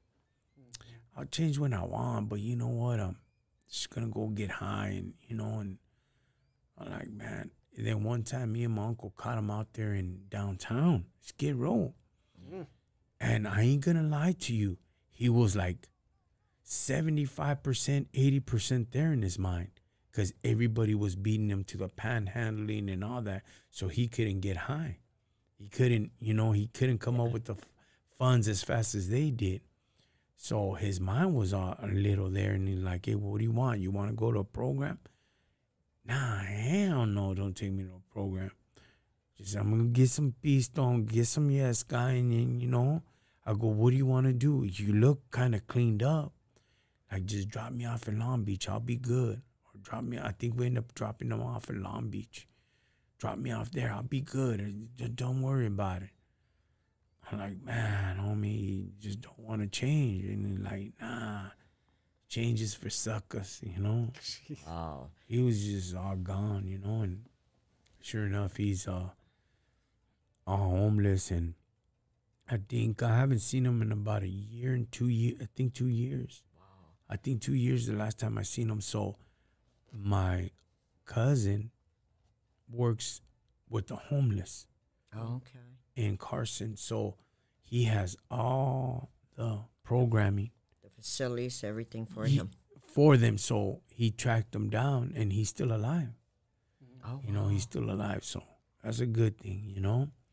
He goes, he's still alive, homie. He's still through the system. So he's been like that, Rose, Alfred, since 1994, homie. Whew. That's 30 years, 30 right? years. That's 30 years like that. That's survival, huh? That's what you call love for yourself. Jeez. Because I'm telling you, I mean, think about it. It's just, I mean, the love for himself to be able to survive. I mean, think about food, sleep, drugs. You know what I mean? Like love for yourself. Like he literally, genuinely loves this life. Yeah. He just gets high. He don't care about anything. But he used to say that as a kid. I want to get high and eat and sleep out of the fat of the land. And Wow. he would never believe in God. He was atheist. He was atheist. My brother was always atheist. He would curse at God, I remember. He would say some things. He was educated. Straight A, straight A, straight A, straight A, straight A. Oh. What's that called when you become the principal's honor roll and all that? Yeah. And I was a slow one. I was a dummy. And look know? at Yeah. where you're at now. Yeah. That's why I kind of like trip out, because it's like, you know, how is it that it turned out like that, you know? It does break my heart, and I do get mad. I do just like trip out and like, man, God, how did this happen, you know? Like, you know, and then I think about the times that my tia told me he put a beating on my mom in her dying bed, and he's paying for it now, and it's like, oh, man. Yeah. Like, you sit down and just think about, you know, your childhood and where you're at now, where you come from, and he went backwards instead of going forward, you know? And then all of a sudden he busts out a speedstone, yes guy and whatever, you know, because I know he still gets high, and you don't mind if I drink this speedstone he's drinking. I go, man, fool, just look at me, Holmes, talk to me, dog, you know? Give me 2 minutes, Holmes, freaking. Then he goes off. His mind goes off.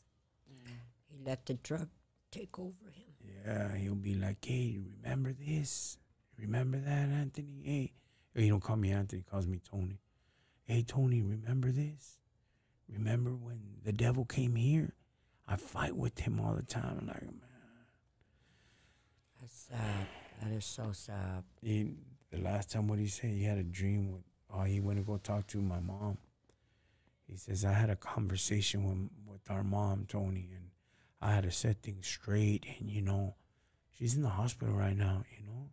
I go, she passed away for 94. Nah, that's what you say. But look, I already talked to her, and, you know, she forgave you for all your gang lifestyle, and, you know, but still, you know, there's still, I talked to my Tio Julian too, and he's dead, you know. Like, hey, bro, he's gone. He died years ago, and he's like, nah, you crazy. So he's stuck. You know, He's like in the schizo. past, yeah. He's like schizo, you know. But Thank God. Go ahead. Like, thank God, you know. It could have been us, you know. Could have been Drugs. anybody. Yeah. You know, it could have been anybody. You know, when I started feeling little cuckoo, Yeah.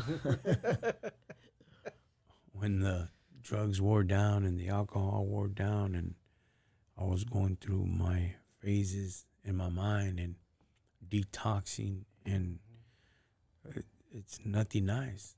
You know, for 3 months I felt like that, and I was going crazy. I know I was, and I've said this story many times where somebody just prayed for me, you know, and it's horrible to feel like that. It's sad to feel that you're going insane, you know? And thank God that God was able to see me through and get me out of that rut. You know, pero that's crazy. Jeanette says, give your cousin my details. I have a home project too. I can't read it. You haven't been out because of my hustling setbacks. Okay. Jeanette says she has to give she does her hollers out there for the gente. That's right. That's good when you get involved and you really help out people, you know. That's a blessing because we know how it feels, huh, Rose? Yes.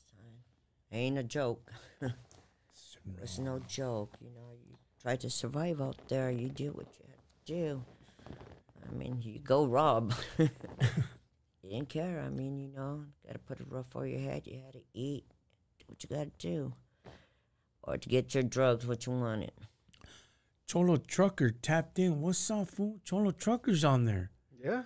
What's up, fool? Yeah. YouTube Yarda. Yeah, he got beat. You got beat down, Cholo Trucker. What happened, dog? Where Cholo Trucker? Hey, Cholo Trucker, we're gonna. You know what I'm gonna do with you, dog? I'm gonna have my son train you, fool. You can't go up there in the ring like that no more, dog. You've been forbidden, dog. Nah, dog. Those fools, dog. Let me tell you something, homies. Them fools no tricks, homie. They boxed before. They fought before, Cholo Trucker. They ain't street fighting. We know street fighting, but we also know technique. Man, hell yeah. We got Cholo Trucker in the house and He's YouTube. right there. What's up, fool? He's That's right Freeman. there. Thank you. Thank you for tuning in, homie. You know, but next time you want to go box, homie, we got to train you, fool. Yeah, that's right.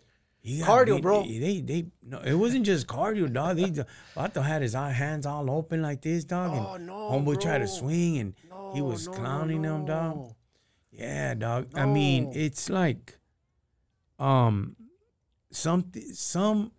fights you take, some you don't, dog. Yeah. And it's not to try to prove a point, dog, because Well, trying what to- was the sorry to interrupt. What was the what's it called? What is it called? Legend. No, your record. What was the record? on him, I Yeah. think he's already had 2 fights, but the last one he fought was Chicano YouTube. Oh. And Chicano YouTube, you could tell he's He's worked out, no? now it just worked out, dog. He's really gotten Fit. down. He's got it. You know, he's gotten down, throwing guantazos, dog. So he's got training. He got training, got dog. training, gotcha. You know, and a lot of people today, they just try to go up there And just and have no training. no. We seen, you know who we seen on Saturday? Speaking of that, he fought the same day as Cholo Trucker, Snowman. Oh, okay. From So IE. he fought the same day. That fool had a big old shiner. Oh, really? Yeah, but he was fighting, but there was like no power behind the punch. Like he had to use his body with it. He just Really? threw in his hands, which that other vato that he was fighting, He was good. he knew how to block the punch. You know what I mean? But Cholo Trucker, you need help, dog. We'll help you out, fool. We'll train you. Reach out, bro. About a month. It'll take you about 4 weeks, dog, and get you going, dog, before you go out there to the ring again, homie. Can't let you do that no more. Out the talk, he's pretty feeding me. He talks a lot, homie. He talks a lot about raza and everything. Oh, good. Although all these people, you know, they go on YouTube and they try to make a difference with just feed, man. I just don't like the YouTubers that talk masa and talk about other men. You know what I mean? I'm like, I'm not. I think it's called the click, the bait click, right? Because it's just you just get the voice out there, but it's just more kind of like you want to gain that kind of what do you call it? That kind of narrative to jump on somebody, get popular on somebody else's behalf. It's kind of like, you use that particular situation to bump up views and things like that, which gotta be careful with that. A reaction to a reaction video. Or hey, did you guys see what happened to this? Oh, and and extend the truth a little, although it's the truth, right? But ponerle cremas a los tacos, it's kind of you don't do that, dog. You ride with it, and that's feeding, dog. Cindy said today I had to do a wellness check on my niece. Because we haven't seen her in a while, and we still have no answers. Wow. I've been praying she's still alive. Our prayers are with you, Cindy, and the familia. Yes. A lot of times, look at that little young hyena that was found. 13-year-old, huh? 15. She was missing since she was 13. Oh, I know. With that vato, with that car, you know what I mean? And he's trying to cooperate, this and that, man, homie. In his car, dog, then there was something there, homies. He knew who did it, homie, if he owed some feria or whatever, but still, the main thing is this, dog. If you raise your kids right as best as you can and you put it down, homie, they'll know not to run away at 13, homie. Mm-hmm. They'll know not to do this, certain things, and get at them, dog, so they could live a good, positive life, homie. Because sometimes, at that young age, they get a little rebellious and they want to take off, They want to do their own thing. You can't, You gotta come back home, bring them down, and bring it back to reality. Bring it back to reality, Rose. Yes, exactly. It's serious. I mean, right? so young in that, but you got so much stuff now from what was growing up. I mean, you got the trafficking, you got all kind of stuff now. Fentanyl and all that. Yes. Yeah, no, like you gotta be a good parent, a harsh parent. I hate to say, you got to crack it down, Yeah. How many times did you crack it down on your kids? Like I said, my daughter, I was blessed with my daughter. I never had problems. My boys, it was different, Like I said, I taught them the streets and that. I didn't want them into neighborhood. I didn't want them. I wanted them to do better than what their father and I did in life. Mm-hmm. And, they got in trouble. But then that's when they want their mom. It's like, help me. Well, the only thing you can do for your kid is get a lawyer and hope the best. You didn't listen when I wanted you to listen. Yeah. You thought you knew it all. Now look what happened. Right. But then after, my boys got out, it went away for a while. They came out, and, they did good. My youngest opened his own business. My other boy, doing good. He's in the union. He's doing really good, and I'm proud of him. My son-in-law too. That's right. And I'm proud. And like my granddaughter, I was scared for my granddaughter because my daughter was on her, go right, but she kept wanting to go left, and we didn't give up on my granddaughter. And now she's doing really good, and I'm proud of her. I'm really proud of her. She went back to school, got her GED. She got certifications and that. That's right. They helped her get into the union. So she's doing what she's got to do at 17. Like today, she turned 18. She's getting that money, making that money. She turned 18 today? Today was... What's her name? Rihanna. Have I met her? No, my granddaughter, no. Happy birthday, Rihanna. I met a lot of your family members. Yes. Happy birthday. Oh, yeah, in Vegas last year for my sons. Yeah. My daughter, my other son, my son-in-law. They're pretty firme gente. Yeah, so, yeah. But, yeah, no, they're doing really well out there. But you had to crack the whip, huh? Oh, I had to. My sons, it's like, oh, no, you don't like to, as a parent, put hands on them. But you know what? You're going to respect me. And I see a lot of my friends, the way the kids talk to their mother, there's no respect there. Yeah. To this day, my kids have respect for me, We might bump heads here and there, but they'll turn around and says, I'm sorry. But they won't cuss me out. Yeah. They won't put hands on me. Just like my mother, growing up with my mother, 13 was out there in the streets now. you know, she is still my mother, and I'll love her no matter what. She is my mother. Yeah. But I would never put hands on that lady. I wouldn't cuss her out. Till this day, you know, I'll go to her house and make sure she's okay. I'll give her money. You know, just making sure, calling her and make sure now. But no, Never put hands on her. I never, and I would never or ever thought of putting hands on her. You know, it's like, wow, she gave me life. She could take my life. Yeah. And now, you know, growing up and that, and being a mother, you know, have that respect for my mother, regardless how bad my mother was or how good my Right. mother. She was still my mother. Yeah, that's the truth. Yeah. That's the one thing about you know, when I got real mad at my brother and I wanted to handle business, Mm-hmm. and my tia stopped me. She goes, "No, he's playing for it now in life, you know," which is true. But never for once did I think about hitting her, harming her, Mm-hmm. you know, because the choices that we made, it was upon us. Yeah, and that is so You true. know, we didn't have that right discipline. We didn't have that right guidance. So that's the after effect of not having it right like that, you know, and to try to take it out. I've seen some people like Mm-hmm. chew out their moms or trying to hit them or their grandma and like, hey, what's wrong with you, homie? You know? Yeah. And on one incident, we end up like literally jumping a homeboy, you know, because the moms have nothing to do with it, you know. That's the Yeah. choices that we made, you know. And long as you discipline them in the right time, the right way, and not just the time out to go sit down and, you know, oh hell no. You know, my kids, oh hell no. Yeah, but you got respectful kids. I see how you and your wife, Maria, how you guys are with your kid, but they're That's very one thing well that respect. you know, we don't agree on a lot of things, and we see things different. But when it comes down to the kids, oh hell no, you know. Yeah.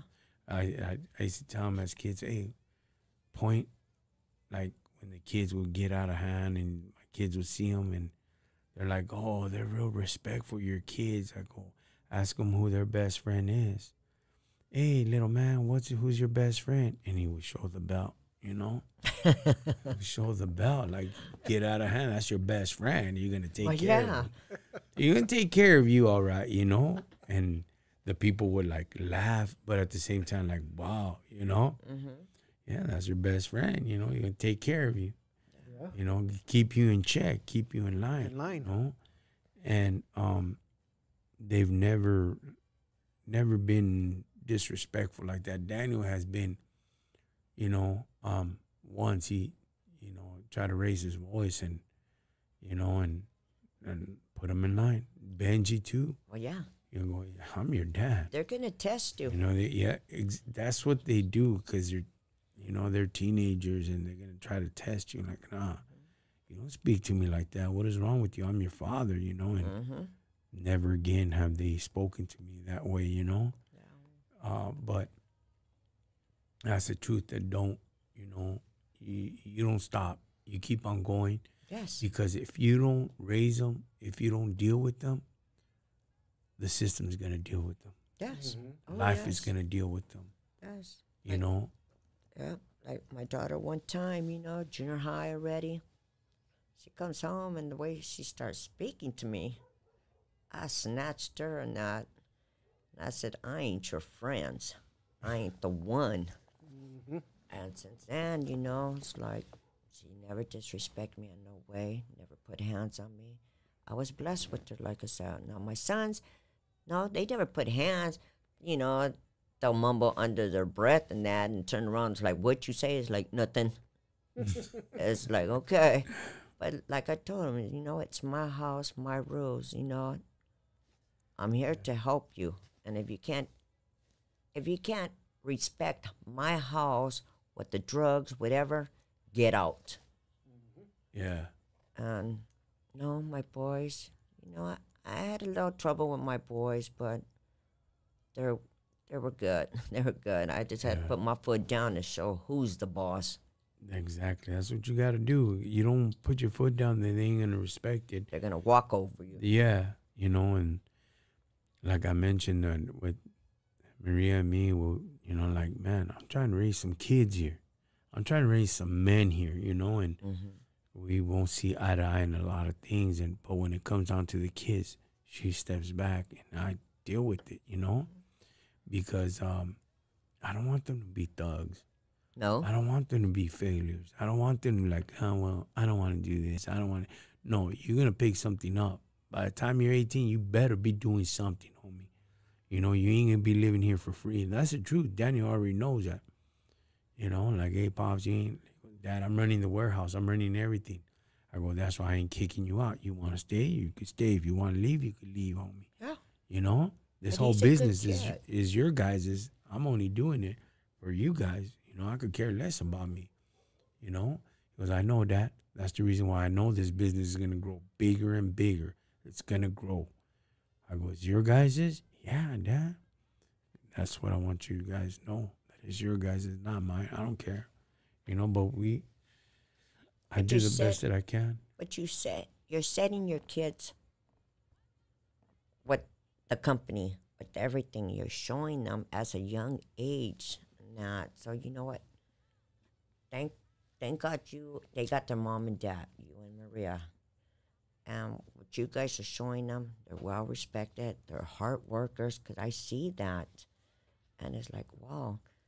Because I don't see your kids disrespecting you in no way. No, they I'll sit there and, man, one thing I just love when I ain't gonna lie. I think one of my favorite things to do is eat dinner or eat lunch or eat breakfast, whatever. And I have them all there. I have Daniel, Bella, and Benji. And then I'll just wait like, oh, you gonna let them say that? Ooh, and I'll pump them up and they're like, they go at it, And I'll be just sitting there just eating, enjoying the whole drama. And we're like, why do you do that? They got to defend themselves. Just in case they got to just use their mouth, they better be ready. They want a cap, they better get ready to receive it as they dish it out, and they go at it. Like, if I were you, what about this, huh? What about your beat up fat hyena, huh? They're like, oh, Dad, no, you did it. So this last weekend, Bella ended up burning Daniel real good, and I'm just there eating my food. And then Benji, Dad, why you always do that? I love it, I love it because it prepares you guys, If somebody wants to joke you, you be ready, They got to come back.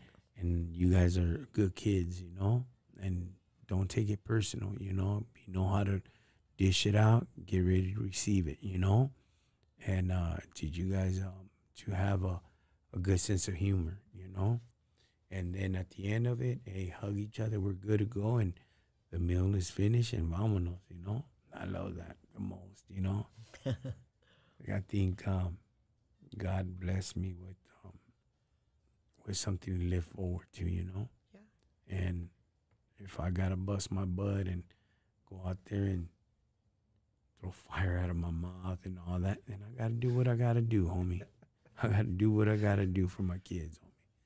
Right, Alfred? That's right, man. No, man. As you're talking, bro, it's the best feeling, bro. Just being able to fulfill the development, right? Because it's not just not just the spiritual, right? But you're also developing them in character, and I think that's very important. So when you're developing the kids, you got to understand that as a parents, we do have a full commitment to developing them, meaning like in love, when strictness, right? When we have to put down the belt, we have to put down the belt, because I like what you said earlier. You said society wouldn't be, with the issues that we have, if each and one of us would have done their part. And I get it. Sometimes some of us didn't have the, the other, partner or whatever. Yeah. But at the end of the day, we do have a responsibility to make sure, to ensure that these kids build characters, knowing that they're going to be, people who are going to be civilized and grow up to really fulfill, a good part of what they want to accomplish. Meaning Daniel's already working in the warehouse. He's already pretty much a manager in his own little world, right? Yeah. And we have the other ones that are developing that way. So for some of you that say, well, my kids aren't like that. Well, there's so many things that your kids already are blessed with. You just got to take that time to look and see. And, and once you start really paying attention, man, you'll be shocked to know that, a lot of you, if you pay attention to your kids, they're already doing a lot of things on their own. They're already being adults.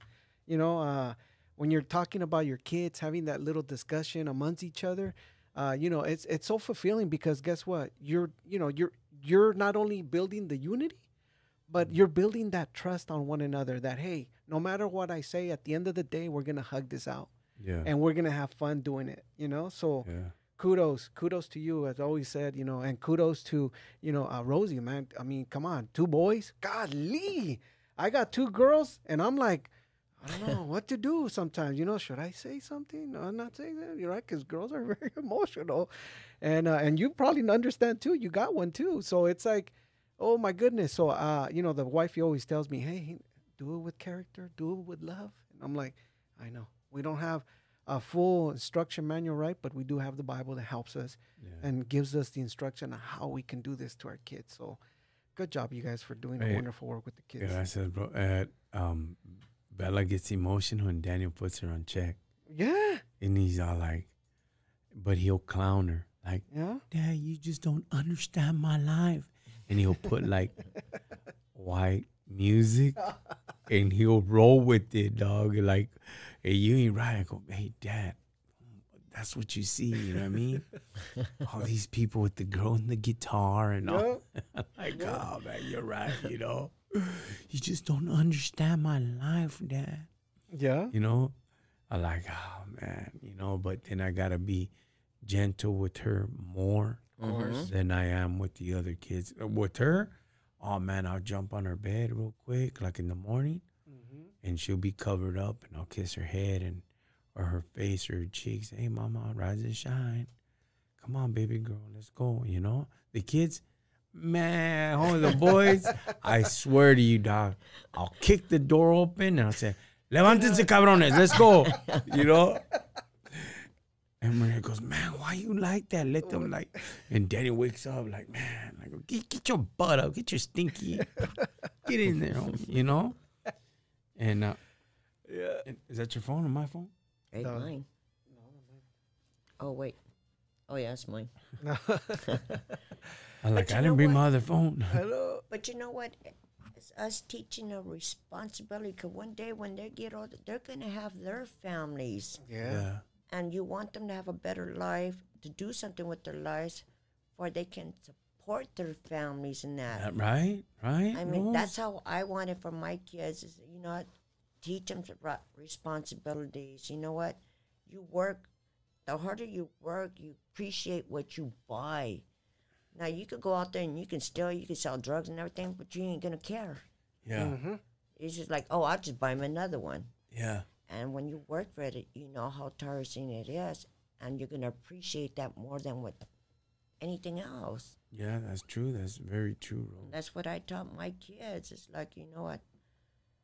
And my son would go cut grass or whatever when they were younger, and then they would bring it. But you know what? Put it to the side, and then when they want it, here's some money. Yeah. But to teach them the responsibility, because you're gonna be an adult one day. Yeah. No, that's true. When they look at them, they're like, somebody asked, I think Cindy asked, does my son still have the long hair? Yeah. Yes, he got beautiful hair.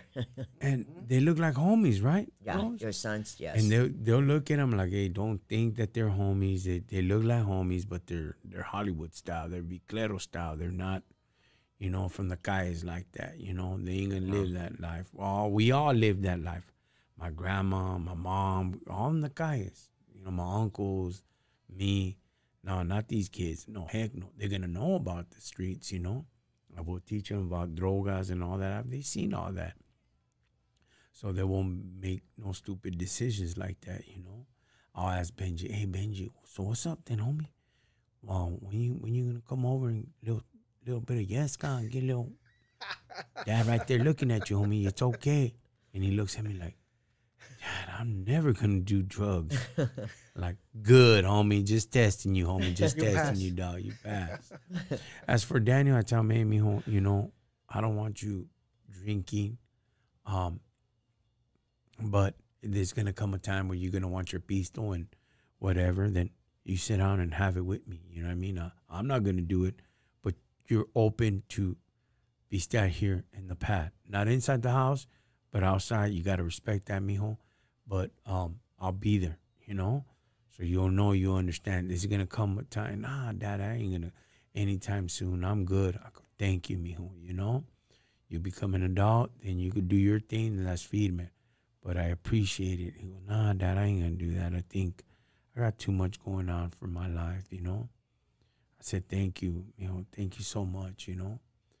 He has a homie that childhood friend that he ended up stealing. He was a kid, ends up stealing all the candies from Halloween from my homeboy's house because he had a barrel there. And the whole bowl was the daughters. So these two kids take off, you know, and they run off and take the whole clavo. Oh. And I catch them. You know, the homeboy goes, hey, lazy, you know, hey. So I go down there and they were kids. Like, hey, man, why'd you do that for, Holmes? You know what I mean? Why did you do that? And those were my kids, my son's friends. They were probably like in the 4th grade, 5th grade, right? And now that kid's about to graduate, and he became from the barrio. And who would think that he would became from the hood? Eventually he did, because he lived there, you know, and he was desmadroso. Yeah. But that fool has plans. He's going to the Marines. He's going to the Army. So as soon as he turns 18 and he graduates this year, He's out. around March, April, May, he's out.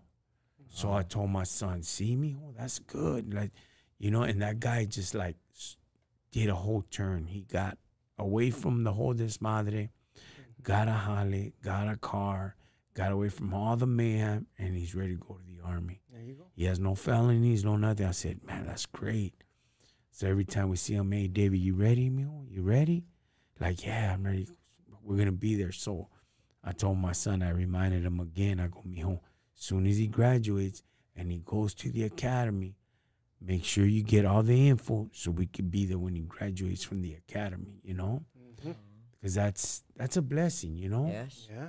He could have gone another way, and, you know, he goes to the same school as my son. So I said, hey, mijo, let's do it, you know? Let's go pay him a visit and have everything ready when he graduates. So I'm proud of that, bro, you know? That my kid's friend, that, you know, he's got his life in order, is doing everything, doing everything straight, and he's going to go out there in the Army. That's cool. That's cool, cool. huh? You change. But, you know, you try with your kids, you know, you want the best for them. Yeah. But, you know, you want them to go right, and sometimes they're just going to turn left on you. Yeah, definitely. All right, boys, it's 9:03. That's it. The fireworks are going to start right now in a little bit, so we put in a good 2 solid hours. Anything you got to say, Alfred? Nada, man. Just remember what we talked about, man. If you guys did not, for some of you that are on YouTube, please share. Help us share. Yeah. The only way we're gonna get to beat the algorithm is by you sharing. So make sure that you guys are hitting the share button. Get us out there so we can get other people, so they can get a hold of these conversations, man. They're so useful. Think about it. I wish I had this here back in my time. Because you know what? I am seeing somebody that's been in the streets, you know, although he's doing all this, you know, crazy, this papaya, you know, this drugs and that, and, you know, taking off on Camaros, white Camaros and all this stuff, you know, like, fighting, thinking the stolen car is his and taking care of it. You know, full on armor all inside and out and fighting for it. You know, I mean, I wish I would have seen this back in my time, because that would have avoided me a lot of things that we probably would have done, you know, like stealing or drugs or things like that. But you know what? This is helpful because it gives you an alternative. I think it's good when you have an alternative, when you're able to see life for what it is. This could happen to somebody, and somebody can go and get caught up in this situation. But guess what? Hey, brother, here, take a look at these, at the Rockin Chicano show that they've gone through it, so they can help you, they can guide you, lead you. And I'll be amazed. There's people out there that still remember the Bible studies in the morning at 7 a.m. You remember we used to do those Bible studies? Yeah. A lot of people come out here They and say, tell hey, me, bro. why don't you do it? I go, we ain't COVID no more. We got a life now, I gotta go. I gotta open up my business. I gotta open up shop, take the kids to school, come back, do this, get ready, and go to LA, go out of state, go do this, and pick up the clavo. And, jeez, Pick up the material, So it's I call it clavo still. I got the clavo. It just sunk in your mind. when I get the clavo or whatever, because I still call it clavo, right? I call it Maria. The eagle has landed. The chakra has crossed the border. What the hell? Like, don't worry about it, homie. It came through, Holmes, all right? Did you get the features? Like, hey, little cahoots. I think that drug's still on you. Te preocupes. How's my kids? What's going on? But, anyways, thank you guys for always tuning in. If you guys could share, feed me. And next week, I'll have somebody here. I think C-Towner will be here next week. Hopefully, yes, Hopefully, we can get him out so here. for sure, we're getting somebody next week, and get a good guest out here. And if you want to be on this podcast, let me know, inbox me, and I would love to have you here. You know what I mean? Solo trucker, if you want to come on board, hey, what's up, fool? Jump on board, homie. We'll talk about your Peterbilt, your Mack truck, whatever, homie, The 18 gears that you got. How many is it? 12 gears? 12 gears. 12 gears, homie. Downshift, homie. Roar the pipas. Whatever you want to talk about, we're going to be here, homie. You got to do all 18 within less than 3-4 minutes, bro. 1, 2, 3. Oh, man. All the way to 12, bro. Now they got it electronically. Wow. Yeah. Oh, that's a workout. All right, boys. Hey, thank you guys. Facebook for always tuning in and sharing. Thank you guys so much. Check out my webpage, Rockin Chicano, ROCKIN, Chicano. Purchase something for somebody, homie. That'll help me out. We got some shows coming up, and be ready, homies. I got a big toy drive coming up, right, Rose? Yes. We got a toy drive coming up in November. So if you want to sponsor, let me know. And all that's going to go to the Southeast Victory Outreach Church, homie. That's right. I already got somebody to vouch for that. There you go. All right, pues, raza. Así, vatos, a rato.